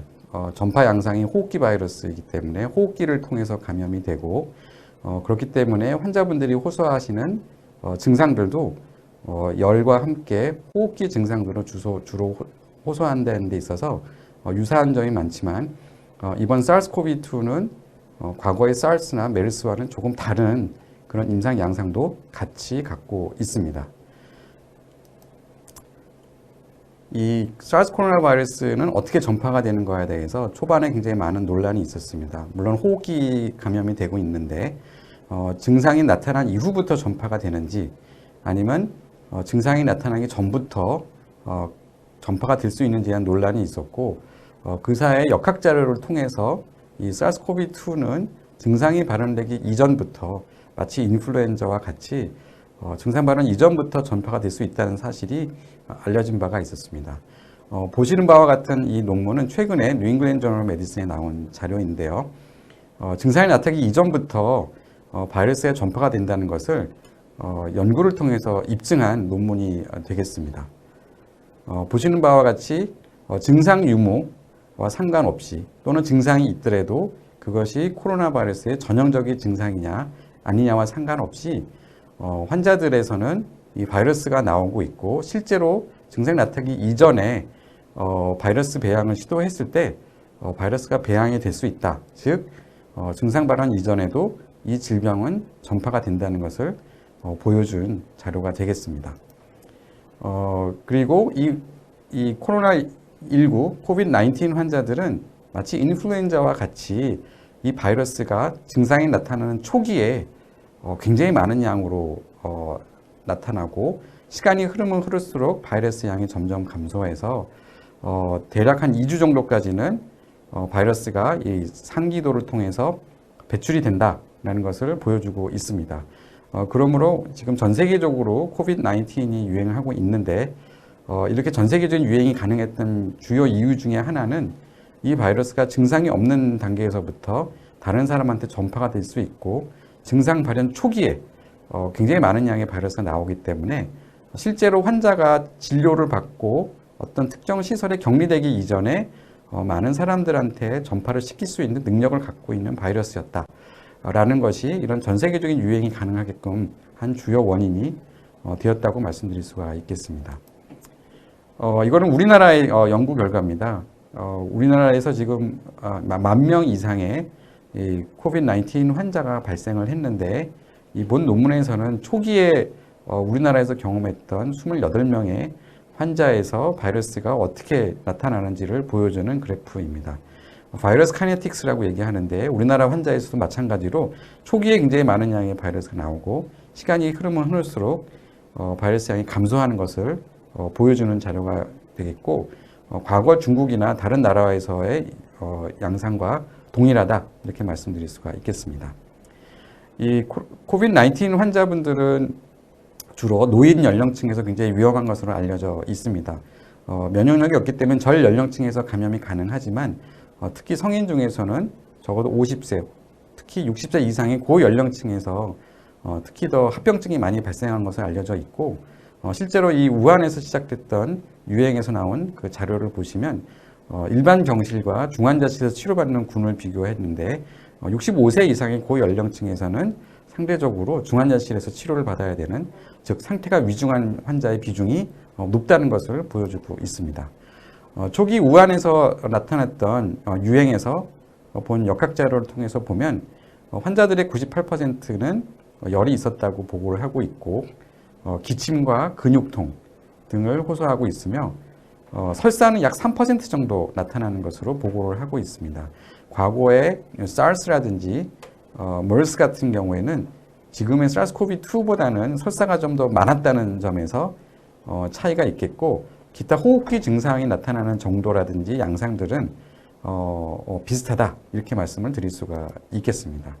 그리고 고위험군에서는 이제 폐렴이 나타나게 되는데 이 폐렴이 나타났을 때 폐렴의 엑스레이 상에서는 양측에 나타나는 이 바이레트럴 뉴모니아의 양상으로 주로 나타나는 것을 볼 수 있고 재미난 것은 이렇게 열이 나고 기침이 80% 이상이 나타나는 데 비해서 shortness of breath, 즉 호흡곤란은 30%밖에 나타나지 않아서 실제로 폐렴이 나타나고 하지만 호흡곤란이라는 증상까지 같이 동반되는 경우는 상대적으로 적다라는 게 이 코비드-19에서 발생하는 폐렴 환자의 특징이라고 말씀드릴 수가 있겠습니다. 그래서 실제로 저희가 환자를 보다 보면 사일런트 하이팍세미아라고도 얘기하는데 환자분들을 측정해 보면은 산소 포화도가 떨어져 있는 데에 비해서 환자들은 특별히 호흡곤란이나 가슴 답답함과 같은 그런 증상을 전혀 느끼지 못하는 그런 환자들이 상당 부분이 있다라는 게 특징이라고 말씀드릴 수 있습니다. 우리나라에서도 첫 28명 환자의 임상 양상을 보시면 첫 28명 환자 중에는 증상이 심하지 않은 사람들이 많이 포함이 되어 있었습니다. 그래서 이 첫 28명 자료만 놓고 보면 열나는 환자도 25%밖에 되지 않았고 호흡기 증상을 호소하는 분도 얼마 되지 않아서 처음 우리나라에서 이 코비드-19을 경험했을 때는 굉장히 경한 질병이다라는 인상을 많이 갖고 있었습니다.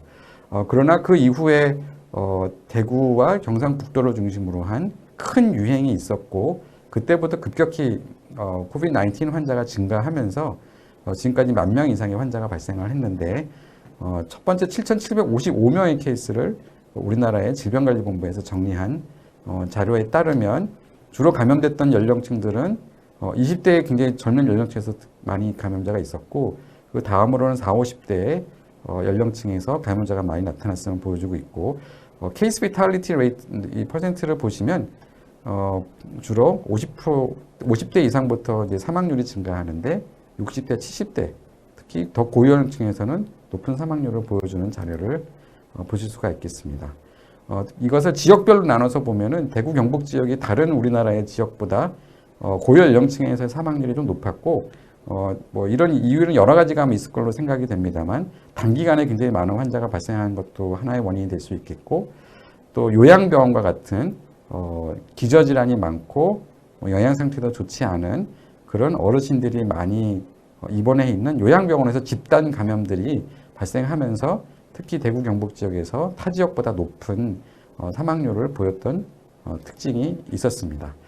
사망 환자의 66명의 그 기저질환 보유 여부 등을 봤을 때 96.8%가 다 만성질환 한 가지쯤은 가지고 있었다. 즉 고연령층에 또 이런 기저질환이 있는 분들이 나쁜 예후를 보여주는 고위험군이다라고 말씀드릴 수가 있겠고 이 코비드-19에서 우리가 지금까지 80% 정도는 증상이 없는 환자들이다 이렇게 알려져 있는데요.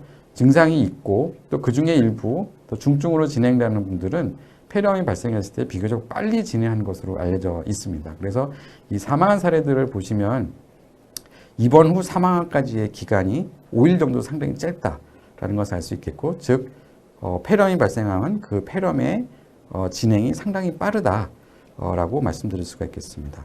개인적으로 경험하는 환자들도 보면은 아침에 식사를 잘 했는데 그날 저녁 때는 인공호흡기를 사용해야 될 정도로 단기간에 폐렴이 빠르게 진행하는 그런 환자들을 경험한 바가 있습니다.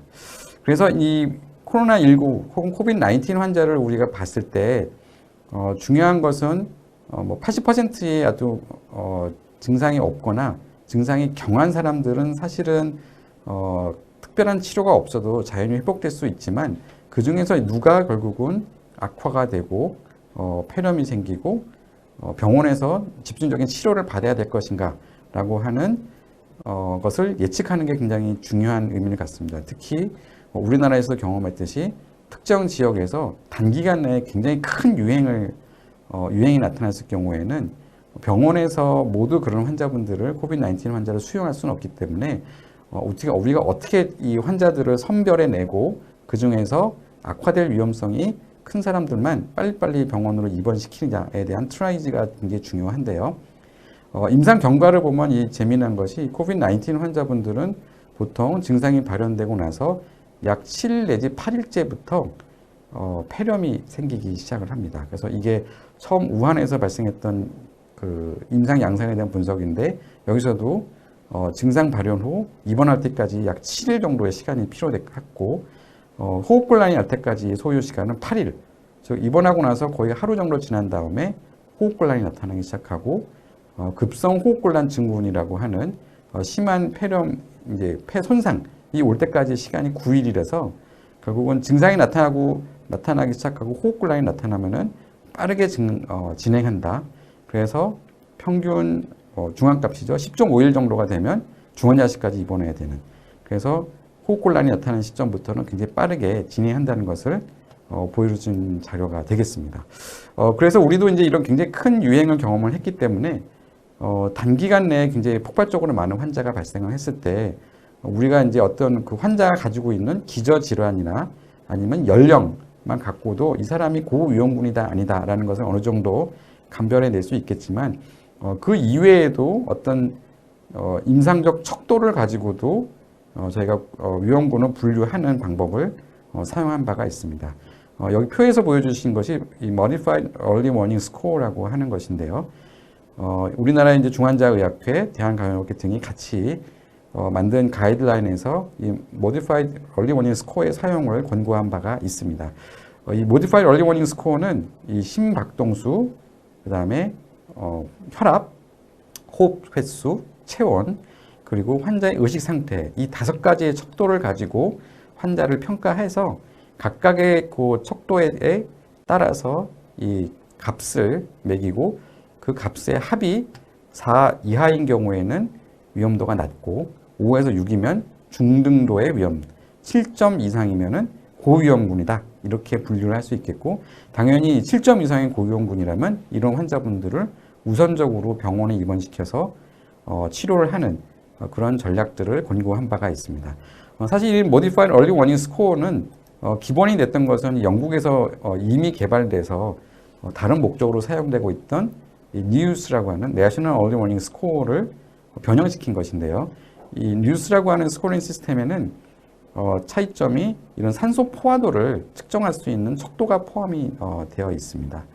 실제로 우리가 굉장히 많은 환자가 발생했을 때 생활치료센터라고 하는 임시진료소를 운영을 했었고 거기에 입원하는 환자분들 중에서 누가 과연 고위험군이고 누가 병원으로 전원이 되어야 될 것인가 라는 것을 결정하는 데 있어서 체스트 엑스레이라든지 CT 스캔과 같은 영상을 찍기는 어려웠기 때문에 저희가 이 산소 포화도라는 것을 많이 활용을 했습니다. 그래서 앞에서 보여드렸던 다른 지표들, 뭐 심박동수, 호흡수, 혈압, 체온 그런 것뿐만이 아니라 산소 포화도를 같이 참고를 해서 이런 스코링을 하고 이 스코링에 따라서 이런 점수가 높으면 환자를 조기에 병원으로 전원하는 정책을 썼고 그러한 이 스코링 시스템이 고위험군을 선별해서 조기에 병원에 입원시킬 수 있는 그런 트리아지를 하는데 대단히 유용하게 사용이 됐다라고 말씀드릴 수가 있겠습니다. 이 표는 최근에 이제 이 논문에도 나왔는데요. 굉장히 많은 환자가 대구에서 발생했을 때 이 전화를 통해서 환자의 그 위험도를 예측하고 대응할 수 있게끔 했던 것을 보여주는 표가 되겠습니다.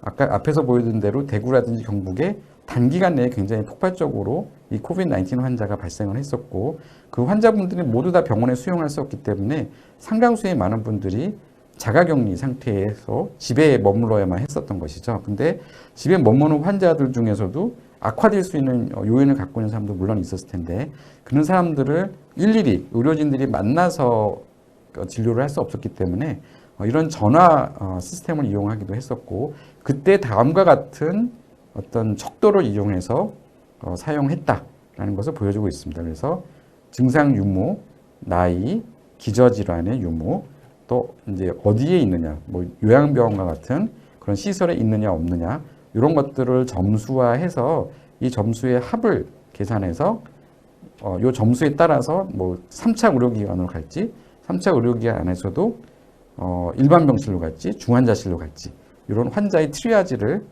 진행을 했었고 결국은 앞에서 보여드렸던 이런 스코링 시스템이라든지 이런 환자 분류 체계들이 환자가 급격하게 많이 발생하는 상황에서는 빨리빨리 고위험군을 선별해서 적절한 의료적 치료를 할 수 있게끔 하는데 중요한 가이드 역할을 했다라고 말씀드릴 수가 있겠습니다. 이 코로나19 환자, 코비드-19 환자는 뭐 다 아시다시피 처음에는 엑스레이는 비교적 정상인데 CT 스캔을 찍으면 이렇게 폐의 음영이 보이는 것이 비교적 특징으로 알려져 있고요. 하지만 여러 가지 이유로 이런 CT 스캔은 촬영하기 어렵기 때문에 앞에서 말씀드린 그런 산소 포화도와 기타 어떤 그런 스코링 시스템을 이용할 수밖에 없었고, 만약에 가능하다 그러면 이런 엑스레이뿐만이 아니라 체스트 CT를 촬영하게 되면 이런 폐의 바깥쪽에 ground glass opacity라고 하는 그런 음영들이 보이는 특징을 갖고 있어서 임상적 증상과 함께 이런 영상 소견을 보인다 그러면 한 번쯤은 이 코비드-19 환자라는 것을 의심을 할 수가 있겠습니다. CT 소견에 대한 것들도 많은 문헌에서 보고가 되어 있고요. 꼭 이 GGO라고 얘기하는 그런 임상 소견뿐만이 아니라 일반 세균성 폐렴에서 보이는 그런 패턴들도 나타날 수 있다라는 것을 보여주고 있습니다. 환자들은 이렇게 오랫동안 바이러스가 탈출될 수 있다라는 것은 앞에서 제가 설명을 이제 드렸고요. 그렇다 그러면 우리가 이제 환자를 어떻게 치료해야 되느냐라는 게 관건이 되겠습니다. 여러 나라에서 이미 이런 트리트먼트 가이드라인이 개발이 되어 있고, 우리나라에서도 인터림 가이드라인이라는 것을 개발해서 이미 발표한 바가 있습니다. 최근에 이제 이런 학회 잡지를 통해서 발표가 되었는데요. 인터림 가이드라인일 수밖에 없는 것은 우리가 이 SARS-CoV-2라고 하는 새로운 바이러스가 출현을 했고, 거기에 대해서 연구된 바가 없고, 그래서 결국은 알려진 바가 없기 때문에 사실은 이 우리가 만들어서 지금 추천을 하고 있는 그런 약물들의 사용 권고가 시시각각 변화하고 있는 그런 상황이 되겠습니다. 그래서 이 인터림 가이드라인이라고 해서 저희가 초반에 사용했던 이런 치료 지침은 앞으로는 충분히 개선이 될 수가 있겠습니다. 그동안 사용됐던 약물의 작용 기전인데요. 이 로피나볼 리터나비어 같은 HIV 약은 바이러스의 어떤 증식에 차단하는 효과가 있었고, 우리나라에 아직은 없지만 최근에 그 효과가 있다고 알려지고 있는 렘데시비어라고 하는 것도 마찬가지로 바이러스의 분열 증식 과정에서 작용하는 약물이 되겠습니다. 클로로킨 또는 하이드록시클로로킨이라고 하는 말라리아 치료제는 바이러스가 세포 안으로 침입해서 들어오는 단계에 영향을 미쳐서 항바이러스 효과가 있을 것이다라고 알려진 약이었고, 기타 뭐 회복기 혈청이라든지 케모스테이트와 같은 약물들이 바이러스가 세포 안으로 들어오는 것을 차단하는 기전을 갖고 있어서 환자들한테 사용하면 도움이 될 것으로 이 드럭 리포지셔닝 프로그램, 약물 재창출 프로그램을 통해서 알려진 바가 있었고, 그래서 다음과 같은 약물들이 치료 지침에서 사용이 권고된 바가 있었습니다. 그래서 우리나라의 치료 지침을 간략하게 좀 소개하면서 제 강의를 마치려고 하는데요. 첫 질문에서 코비드-19 환자에서 항바이러스 치료가 권고가 되느냐라고 하는 첫 키 퀘스천에 대해서 보통은 아직까지는 우리가 충분한 근거는 없다라는 것을 먼저 전제 조건으로 말씀을 드렸고, 하지만 과거에 MERS라든지 SARS에 시행됐던 연구 결과, 그리고 앞에서 말씀드린 약물 재창출 프로그램을 통해서 실험실적으로 그 효과가 있을 것으로 알려진 항바이러스의 치료에 대해서는 의료진의 판단에 따라서 약물은 사용할 수 있겠다라고 하는 굉장히 약한 정도의 레코멘데이션을 발표한 바가 있습니다. 그리고 항바이러스 치료를 한다면 어떤 환자한테 이제 뭐 사용을 해야 되겠느냐라는 건데, 일단은 뭐 코비드-19으로 확진이 돼야 되겠고, 그 확진이 된 환자 중에서도 중등도 혹은 중증의 환자, 특히 폐렴을 같이 동반한 환자에서는 이런 항바이러스의 사용을 추천할 수 있겠다라고 권고한 바가 있습니다. 그래서 약 80% 정도를 차지하는 아주 마일드한 환자에서는 실제로 우리가 항바이러스와 같은 특정 약물을 사용하지 않고도 환자들이 자연히 회복이 되었습니다. 만약에 이 항바이러스를 사용하게 된다면 언제 시작할 것인가? 과거의 경험으로 봤을 때 항바이러스의 치료는 최대한 증상이 발현되고 나서 혹은 진단이 되고 나서 가능한 한 빨리 시작하는 게 좋겠다라는 게 권고 사항이었고요. 하지만 우리가 권고하는 환자들이 중등도 내지는 중증의 환자에서만 권고가 됐기 때문에 실제로 우리가 항바이러스 약을 사용했던 대부분의 환자분들은 약물의 투여가 그렇게 즉시 시작되지는 못하고 조금 시간이 지난 다음에 투여가 되는 환자들이 많이 있었습니다. 우리나라에서 사용이 많이 되었던 대표적인 약물들은 하이드록시클로로퀸이라는 약물과 로피나버 리터나비어라고 하는 HIV 치료 약제가 가장 많이 사용이 되었고요. 지금도 중등도 병원에 입원해서 폐렴으로 진행할 가능성이 높아 보이는 그런 중등도 내지는 중증 환자에서는 이 두 가지 약물을 많이 사용하고 있습니다. 그러나 최근에 나오는 여러 문헌에서 초창기에는 중국에서 나오는 문헌들은 이런 하이드록시클로로퀸이나 로피나버 리터나비어 같은 약물들이 효과가 있다라고 하는 긍정적인 연구 결과를 보여준 바가 있지만 최근에 미국 등기에서 나오는 자료에서는 치료 효과가 없다라는 그런 부정적인 연구 결과들이 나오고 있고 우리나라에서도 현재 임상 연구가 진행이 되고 있습니다만 환자를 많이 치료를 했던 경험이 있는 의사들의 의견으로는 이 두 가지 약물이 실제로 어떤 환자가 중증으로 진행하는 것을 예방하거나 혹은 중증인 사람에서 호전시키는데 크게 기여하지는 못하는 것 같다라는 것이 현재까지의 의견들입니다. 인터페론도 추천을 할 수는 있었습니다만 실제로 사용된 경우는 거의 많지 않았고요. 우리나라에서 이 렘데시비어라고 하는 가장 효과가 있을 것으로 기대가 되는 이 항바이러스의 이제 임상 시험이 시행이 된 바가 있고 안타깝게도 많은 환자가 등록이 되지 않았기 때문에 우리나라 환자에서 이 렘데시비어가 투여됐던 환자의 수는 많지 않습니다만 제한된 숫자임에도 불구하고 다른 약물에 비해서는 효과가 있는 것 같다라는 의견을 들은 바가 있고 다 아시다시피 최근에 엊그저께 발표가 됐죠. 미국 NIH에서 이 렘데시비어는 실제로 사망률에 대한 영향은 없지만 환자들의 임상 경과에서 경과를 방출시키는 긍정적인 효과가 있다는 것이 연구 자료를 통해서 발표가 된 바가 있었습니다. 그 다음에는 이제 가장 우리나라에서도 문제가 됐던 이야기, 이 스테로이드의 투여입니다. 환자가 나빠지고 특히 양쪽 폐에 폐렴이 이제 진행이 되면서 인공호흡기를 쓸 수밖에 없고 인공호흡기를 사용함에도 불구하고 저산소증이 진행이 돼서 환자가 사망할 것 같은 그런 중증 환자에서는 앞에서 말씀드렸던 그런 하이드록시클로로퀸이나 로피나버 리터나비어 같은 약이 도움이 되지 않았기 때문에 제한적으로 그런 중증인 환자에서는 이 시스테믹 스테로이드가 투여가 되었고요. 이게 정확하게 우리가 랜더마이즈 컨트롤 트라이얼이라고 하는 객관적인 연구를 통해서 입증되지 않았기 때문에 그 효과에 대해서 말씀드리는 게 조심스럽지만 스테로이드를 썼던 많은 의사들이 도움이 되는 것 같다라는 긍정적인 의견을 주고 있습니다. 마지막으로 회복기 혈청인데요. 우리나라에서 회복기 혈청이 투여가 된 바가 있었고 제한된 숫자지만 투여된 환자들이 좋은 예후를 보여서 앞으로 이 부분에 대해서 좀 더 많은 연구가 진행이 되어야 될 것으로 생각이 되고요. 이게 이제 바로 직전에 나왔던 렘데시비어에 대한 연구 결과인데 결국은 리커버리를 더 빨리 해줬다라는 긍정적인 연구 결과를 제시한 바가 있습니다. 그래서 종합을 해보면 치료제로서는 렘데시비어가 가장 각광을 받을 것으로 예상이 되고 기타 우리가 알고 있던 하이드록시클로로퀸이나 로피나버 리터나비어 같은 약물들은 추가 연구 결과를 봐야 되겠지만 우리나라에서 경험에서는 크게 도움이 되지는 않았던 걸로서 느껴졌다. 이렇게 요약을 할 수 있겠습니다. 감사합니다. 네, 염 교수님 감사합니다.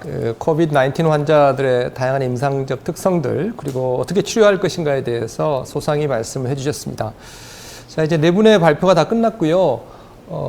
이제 질의응답 시간입니다. 그래서 일단 저희가 여러분들이 보내주신 질문 사항들을 좀 정리하는 시간이 필요해서 잠시 후에 시작하겠습니다.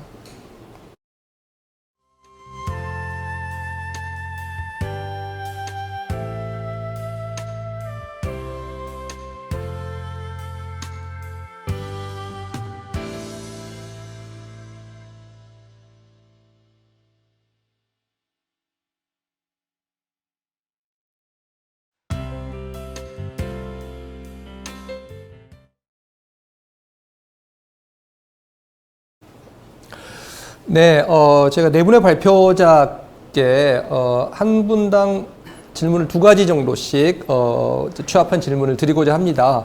그래서 시간 배분을 위해서 각 선생님들께 하나씩 드리고 한 번 라운드를 한 다음에 그다음에 2번째 질문을 전부 세컨드 라운드를 하도록 하겠습니다. 질문과 응답의 순서는 아까 발표 순서대로 하면 될 것 같고요. 제일 먼저 그 손영래 반장님께 첫 번째 질문을 그러니까 여러분들이 보내주신 질문입니다. 질문을 드리도록 하겠습니다. Considering COVID-19 characteristics, what are the top priorities in terms of national response system? 그러니까 코로나19의 특성을 고려했을 때 가장 중시해야 할 이 국가 방역 대응 체계가 무엇인지 여쭤보겠습니다. 예. 뭐 여러 가지를 뽑을 수 있을 것 같은데 일단 한국의 경우에는 한국의 경험에 비춰봤을 때 한 2가지 정도로 꼽을 수 있을 것 같습니다.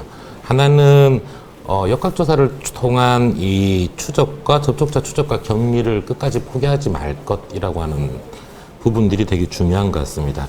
그리고 또한 광범위한 진단검사를 투사하는 거예요. 그러니까 보통은 저희가 감염병에 있어서는 초창기에는 역학조사를 통해서 접촉자를 조사해서 격리하고 진단검사를 투사하지만 사실 일정 단계가 넘어가면은 완화 전략, 미티게이션 스트레지라 그래서 그 부분들에 대한 이 노력들은 좀 줄이는 가운데 피해를 최소화하기 위한 전략으로 이행을 합니다. 근데 이 코로나19는 제가 경험한 바에 의하면은 확산 속도가 엄청나게 빠른 편이라서 전통적인 방식의 완화 전략으로 들어갔었으면은 아마 그 확산 속도에 따른 감염자 증가를 저희가 감당하지 못했을 개연성이 좀 있습니다. 그래서 어떻게 보면 당시 한국에서도 상당히 많은 논쟁들이 있었지만 이 역학조사를 통한 접촉자 조사와 격리 그리고 광범위한 진단검사를 투사하는 것을 끝까지 포기하지 않았던 부분들이 현재 이 증가세를 꺾는 데 크게 도움이 됐다고 평가합니다. 2번째 부분은 상당히 다수의 경증 환자들이 폭발적으로 증가하는 상황을 대비해야 된다는 겁니다. 앞에서 여러 강의에서 설명됐듯이 한국의 경우에서는 생활시설을 준비해서 경증 환자들을 병원에 집어넣지 않고 생활시설에 격리했습니다. 각 나라의 상황에 따라서는 자택격리를 활용할 수도 있을 것이고 저희 한국처럼 생활시설을 잡아서 호텔이나 연수원 등을 격리장소로 활용할 수도 있을 것입니다. 다만 확실한 것은 모든 환자를 병원에 수용하는 체계로 갔다가는 이 환자들의 급증 추이와 맞물리면서 의료체계에서 감당할 수 없는 이 모순들이 생기게 되고 특히 의료진들의 감염이 굉장히 많이 나올 수 있다는 부분들입니다. 이에 따라서 다수의 경증 환자들이 증가할 것을 대비해서 중증도를 분류하는 체계와 그리고 이런 사람들을 어떻게 격리해서 안정적으로 돌봐줄 것인가에 대한 부분들에 대한 준비가 중요할 거라고 보여집니다. 네, 감사합니다. 이형민 교수님께 그 질문 드리겠습니다. After discharge and isolation period, what specimen is essential for additional PCR testing? Blood, stool, urine, or throat swab enough?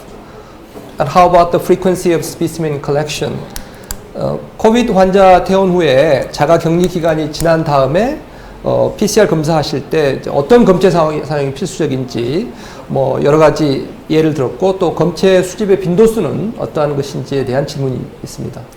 예, 코로나19 이제 환자 퇴원 후 자가격리 기간 지나서 검사할 때는 저희 검사하는 이유가 2차 감염의 가능성을 배제하기 위해서 이제 하는 검사입니다. 그래서 이제 바이러스를 많이 배출할 수 있는 검체 위주로 해서 확인을 하는 게 제일 중요하고요. 저희가 이제 자마에 나온 논문을 봤을 때 그 혈액과 소변에서 바이러스가 검출되는 경우는 거의 한 1에서 2% 미만으로 굉장히 적습니다. 그래서 통상적인 어떤 그 2차 감염의 원인으로서의 혈액하고 소변의 검사는 필요하지 않은 걸로 되어 있고, 그 다음에 이제 대변의 경우는 이제 논문에 따라 다르지만 한 3분의 1 정도의 환자에서 1, 2개월 정도까지도 이제 대변을 통한 바이러스의 배출이 보고된 바가 있습니다. 그래서 유럽 쪽 가이드라인 쪽에서는 대변 검사, 그러니까 대변을 통한 이제 2차 감염을 굉장히 주의하도록 얘기를 하고 있지만 국내의 경우에 있어서는 이제 대변을 통한 감염의 사례는 저희가 확인하지 못했기 때문에 현재 한국에서는 검사하지는 않고 있고요. 그래서 바이러스의 주요 배출 경로인 그런 상기도 쪽에 관련된 검체들과 즉 그 스로 스왑하고 그 다음에 객담이 있는 경우, 즉 가래가 있는 경우에 그 가래를 통한 바이러스 배출이 많을 수가 있기 때문에 그런 가래에 대한 객담에 대한 검사 이 두 가지를 하고 있습니다. 검체의 빈도수는 저희가 이제 확진자의 경우에 있어서는 증상이 다 소실되고 나서 24시간 이상 간격으로 채취한 2개 이상의 검체에서 음성이 나오는 경우 이제 격리 해제를 하고 있고요. 그 다음에 확진 환자가 아닌 경우는 이제 그 잠복기 인큐베이션 피리어드가 14일이 지나고 나서 시행한 한 번의 검사에서 음성이 나오는 경우 이제 그런 경우에 저희가 격리 해제를 하고 있습니다. 네, 감사합니다. 세 번째 질문은 이재갑 교수님께 드리는 건데요. What is the percentage of hospital readmissions? 그러니까 확진자의 병원 재입원율이 어느 정도 되는지 어떤 상황인지 한번 말씀해 주시기 부탁드립니다. 한국에서 지금 그 환자가 이제 완치됐다고 해서 퇴원하고 나서 이제 재확진이 돼서 재입원하는 환자 수가 이제 한 3, 4일 전에 발표된 마지막 자료를 보게 되면 한 300여 명 정도가 입원을 다시 하게 됐습니다. 근데 저희가 한국이 이제 한 10,000명 발생해서 300명 발생이니까 한 3% 정도의 환자들이 이제 재입원을 하게 된 건데, 이제 재입원했었던 이유들을 보면 환자가 이제 호흡기 증상이 다시 시작돼서 이제 그 코로나 바이러스에 대한 PCR을 했더니 PCR이 재양성 됐기 때문에 입원했던 분들도 있고요. 아니면 증상은 사실 다시 뭐 악화됐거나 시작된 게 아닌데, 그러니까 일부 이제 기관들 같은 경우에 특히 의료진이라든지 아니면 뭐 간병을 한다든지 이런 분들 같은 경우는 이제 직장에 복귀하기 전에 한 번 더 검사를 하고 이제 괜찮은 걸 확인한 다음에 이제 다시 이제 그 업무에 복귀를 시키는데, 그런 경우에 무증상인데도 검사를 했었는데 양성이 나온 사람들이 상당히 있었습니다. 그래서 그 300여 명에 해당되는 그 재양성 사례들에 대해서 지금 질병관리본부가 연구를 하고 있는데요. 이 재확진된 사람들, 그러니까 재입원된 사람들이 다른 사람에게 감염시켰던 적은 확인되지 않았고, 또 일부 실험을 했던 것 중에서 바이러스 컬처, 그러니까 바이러스 배양을 이용을 해서 바이러스가 살아있는지를 검사를 했는데 바이러스는 살아있지 않은 것 같다. 그래서 대부분의 이제 한국에 있는 감염병 전문가들은 이런 재확진 사례들 또 재입원하는 사례들의 대부분들이 바이러스가 좀 상당 기간, 좀 긴 기간 동안 나오는 상태, 어떤 살아있는 바이러스보다는 이제 죽어있는 바이러스의 파티클들이 이제 아마 유전자의 파티클들이 같이 나오는 게 아니냐 정도로 판단을 하고 있기는 합니다. 그렇지만 아직까지 이 재확진 사례에 대해서 입원한 사람들에 대한 어떤 위험도가 정확하게 판정이 되어 있지는 않기 때문에 그런 분들 다시 입원시켜서 격리를 하고 있고요. 이런 분들이 이제 다시 이제 그런 PCR 검사에서 음성을 2회 이상, 24시간 간격 2회 이상 음성이 나오면 그때 다시 퇴원시키는 방법으로 현재까지는 격리를 유지하고 있습니다. 네, 감사합니다. 염준석 교수님께 질문 드리겠습니다. What are the indications for prescribing systemic glucocorticosteroids to the COVID patients?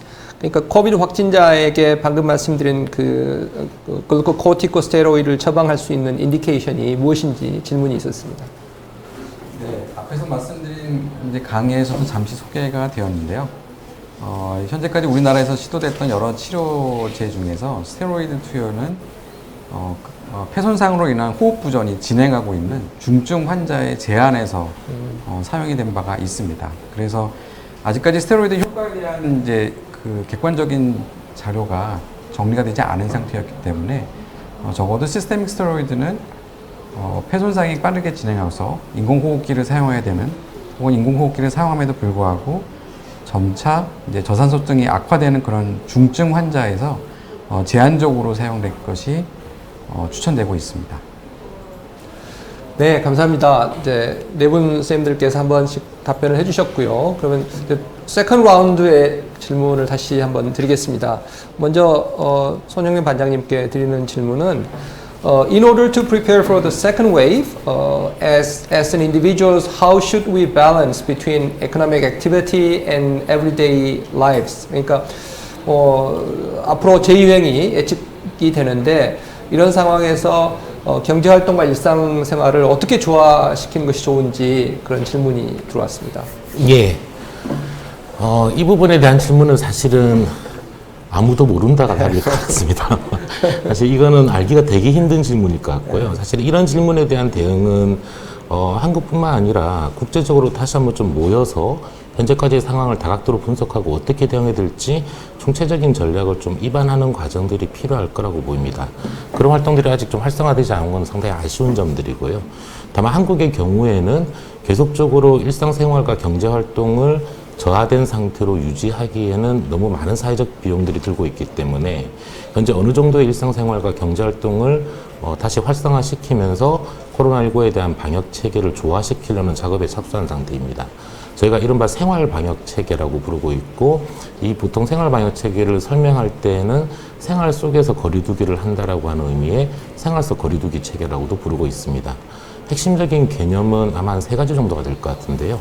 우선 첫 번째로는 국민들이 일상생활에서 경제활동을 영위하면서도 이 코로나19의 이 방역을 위한 개인위생수칙과 사회적 거리두기의 핵심 요소들을 지켜나가자는 겁니다.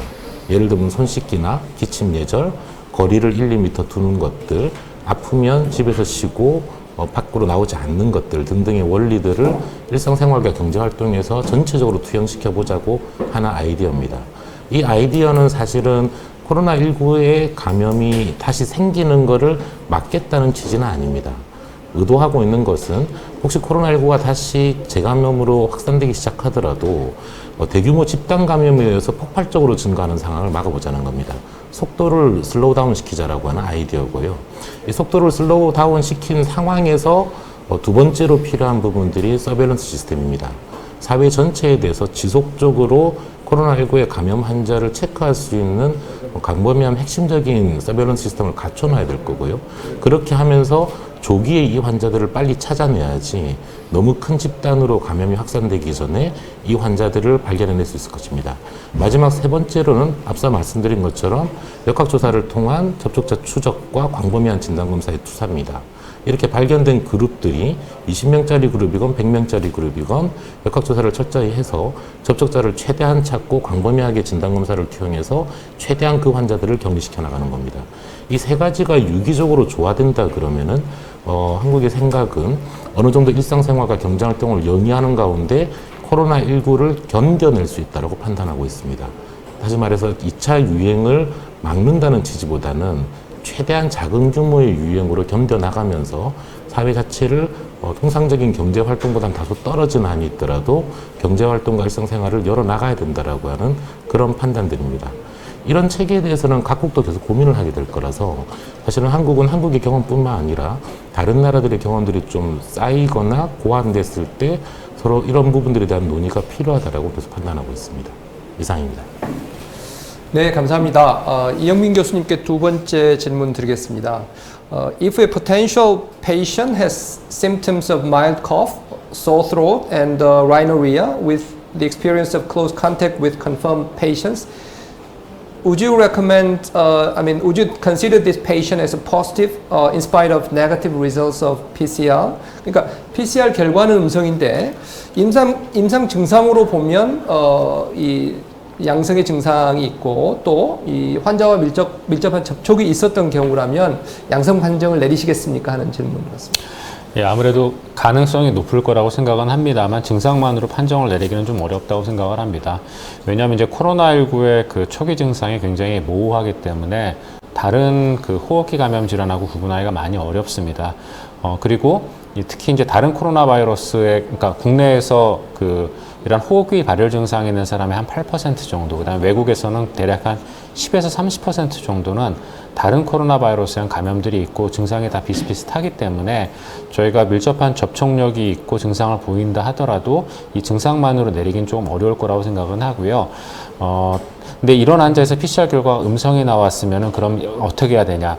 이런 경우는 아까 말씀드렸지만 저희가 PCR 검사는 검체 채취의 문제라던가 또는 검체 이니비터 문제라던가 또는 검체 운송 등의 문제에서 위음성을 충분히 보여줄 수 있는 가능성이 있기 때문에 반드시 한 번의 검사로 코로나19를 배제할 수는 없고 반복 검사를 시행해야 되는 것으로 되어 있습니다. 그래서 이와 같이 밀접한 접촉력이 있으면서 코로나19를 의심할 수 있는 증상이 있는 경우는 한 번 PCR 검사를 하고 거기에서 음성 또는 양성 판정을 내리기보다는 위음성이 의심되어지는 경우는 반드시 한 번 더 추가 검사를 하는 것이 필요할 수도 있습니다. 그리고 말씀드렸던 임상 증상에서 의심할 수 없는 이러한 여러 가지 특징들 때문에 최근 들어서 이제 유로서베일런스에서 몇 가지의 증상들, 즉 말씀 주셨던 증상과 함께 아노스미아와 같은 냄새를 맡지 못하는 경우라든가 이런 증상들을 조합을 해서 코로나19 감염을 의심할 수 있는 환자의 진단 크라이테리아를 만드는 논문들이 나오고는 있는데, 이런 논문들의 경우에는 좀 각 국가별마다 이런 증상을 보여주는 퍼센티지가 다르기 때문에 조금 한계가 아직까지는 있는 것으로 보입니다. 이상입니다. 네, 감사합니다. 이재갑 교수님께 질문 드립니다. How should the patient with community-acquired pneumonia and no coronavirus symptoms should there be should they be hospitalized? What wards should they be given if no isolated single wards are available? 그러니까 이제 캡 환자가 코로나 무증상일 때 어떻게 진단이 가능한 것인지, 그리고 이제 1인 격리실이 없었을 경우에 이런 유형의 환자에 대해서 어떻게 입원을 해야 되는지 질문 같습니다. 아마 커뮤니티 어카이드 뉴모니아 환자인데 아마 코로나가 감별이 안 된 상황을 말씀하시는 거로 생각이 되는데요. 일단은 이제 지역사회 획득 폐렴, 그러니까 C캡 환자에서 일단 아직 코로나 감별이 안 된 경우에 한해서 이런 경우에 코로나로 진단될 가능성이 상당히 높다고 생각을 하기 때문에 현재 한국은 이게 영어로 어떻게 말씀드릴지 모르겠는데 국민안심병원이라 그래서 이런 폐렴 환자는 반드시 1인 격리실로 입원하게끔 조치를 좀 취하게 되어 있고, 그렇게 운영할 수 있는 병동을 가지고 있는 병원을 지정을 했습니다.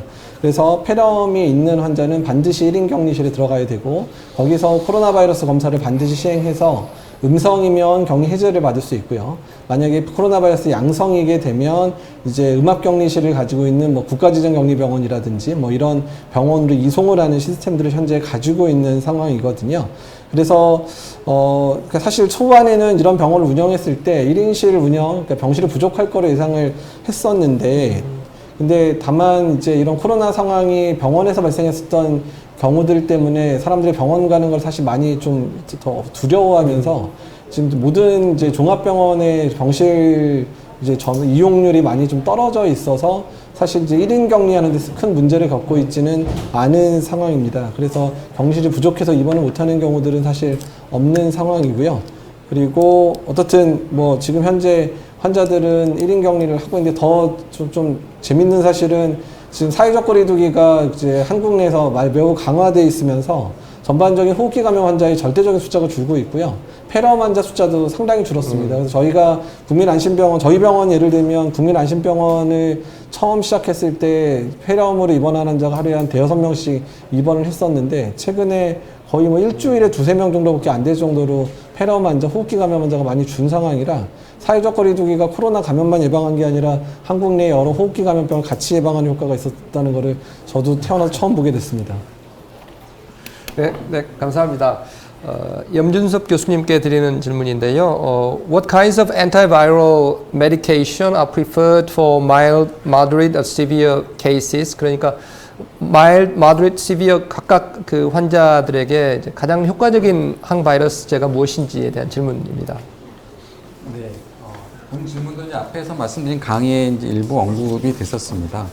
한 80% 정도의 경증 환자에서는 특별한 이제 치료가 필요하지 않았고, 적어도 이제 중등도 혹은 중증 환자에서 항바이러스 효과가 있는 약물들의 사용이 시행된 바가 있었고요. 그 약물들이 말씀드린 로피나비어, 리터나비어라고 하는 HIV 약물이 가장 많이 사용이 되었고, 이상 반응 등의 문제로 로피나비어, 리터나비어를 복용할 수 없는 군에서는 하이드록시클로로킨이 주로 많이 투여가 되었습니다. 그래서 어떤 임상의 중등도를 따진다면은 중등증 혹은 중증에서만 항바이러스제가 투여가 추천이 될 수 있겠는데, 여기서 저희가 한번 좀 고민해 볼 문제는 사실 이제 젊은 사람들은 특별히 사망이 많지 않았고 가볍게 앓고 지나가는 경우가 많았기 때문에 특별한 치료가 없이 넘어갈 수 있었습니다만, 적어도 60세 이상의 고연령층에서는 감염이 되었을 때 과연 아무런 약물을 쓰지 않고 지켜볼 수 있겠느냐. 특히 앞에서 말씀드린 이런 항바이러스제를 사용한다 그러면 가능한 한 빠른 시일 내에 투여하는 것이 더 좋겠다라는 것이 전문가들의 의견이었는데, 그렇다 그러면은 고연령층에서는 처음부터 증상이 마일드하더라도 투여를 해야 될 것인가가 사실은 굉장히 많은 고민이 있었습니다. 그래서 실제로 요양병원 등에서 큰 유행이 있었을 때는 그런 어르신들, 고연령층에서는 일괄적으로 로피나비어, 루테나비어 혹은 하이드록시클로로킨이 투여가 된 바가 있었고요. 사실 이제 그렇게 투여됐던 약물에 대한 어떤 효과가 정확하게 과학적으로 검증이 되지 않았기 때문에 그것 표준으로 권고할 수는 없겠지만 앞으로 이제 추가적인 연구를 통해서 만약에 우리가 사용할 수 있는 어떤 약물들, 그게 꼭 로피나비어, 루테나비어 혹은 하이드록시클로로킨이 아니라 렘데시비어든 어떠한 약물이든 항바이러스 효과가 있다고 이제 명확하게 밝혀지는 약물들이 있다 그러면은 적어도 고연령층에서는 좀 더 빠른 시일 내에 이런 약물들을 사용해서 사망률을 낮출 수 있다 그러면 사용하는 것이 권고될 수 있지 않을까라는 게 조심스러운 예상입니다. 네, 감사합니다. 사실 더 질문이 많이 해주셨는데 저희가 원래 예정 시간을 좀 지체를 해서 지금 이제 마쳐야 될 시간인 것 같습니다. 우선 이렇게 굉장히 소중한 경험을 효과적으로 전달해 주신 여러 전문가 패널 분들께 또 이렇게 참여해 주셔서 열띤 이렇게 질문도 해주시고 참여해주신 시청자 여러분들께도 깊이 감사드립니다. 또 이 자리를 빌어서 사실 뭐 한국을 비롯해서 많은 세계 여러 나라에서 정말 환자들을 돌보기 위해서 최일선에서 그 고생하고 계시는 의료진들 여러분들께도 다시 한번 감사드리고요. 저희가 오늘 했던 이 웨비나가 정말 우리가 인류가 겪고 있는 이 어려운 문제를 해결하는 데 있어서 조금이나마 도움이 되기를 바라고 또 그러리라고 생각을 합니다. 물론 한국에서 저희들이 쓰고 있는 이 대응책이 모든 나라에 반드시 똑같이 적용되기는 어려운 점이 많이 있을 겁니다. 나라마다 고유한 상황들이 있고 하지만 저희가 이제 고민했던 점들 또 여전히 고민하고 있는 이런 점들을 오늘 여러분과 같이 나눔으로써 저는 분명히 저희 경험이 여러분들께 큰 도움이 되리라고 확신합니다. 그래서 오늘 세미나는 여기 여러분 보시면 저희 보건복지부에 웹사이트에서 다시 보실 수 있고요. 그래서 이렇게 지속적으로 관심을 가져주시기 부탁드립니다. 이상으로 대한민국의 보건복지부와 외교부가 주관하고 한국보건산업진흥원 그리고 국제보건의료재단이 후원한 이 코비드-19 정책과 기술 공유를 위한 특별 영상 웨비나를 마치도록 하겠습니다. 다시 한번 깊이 감사드립니다.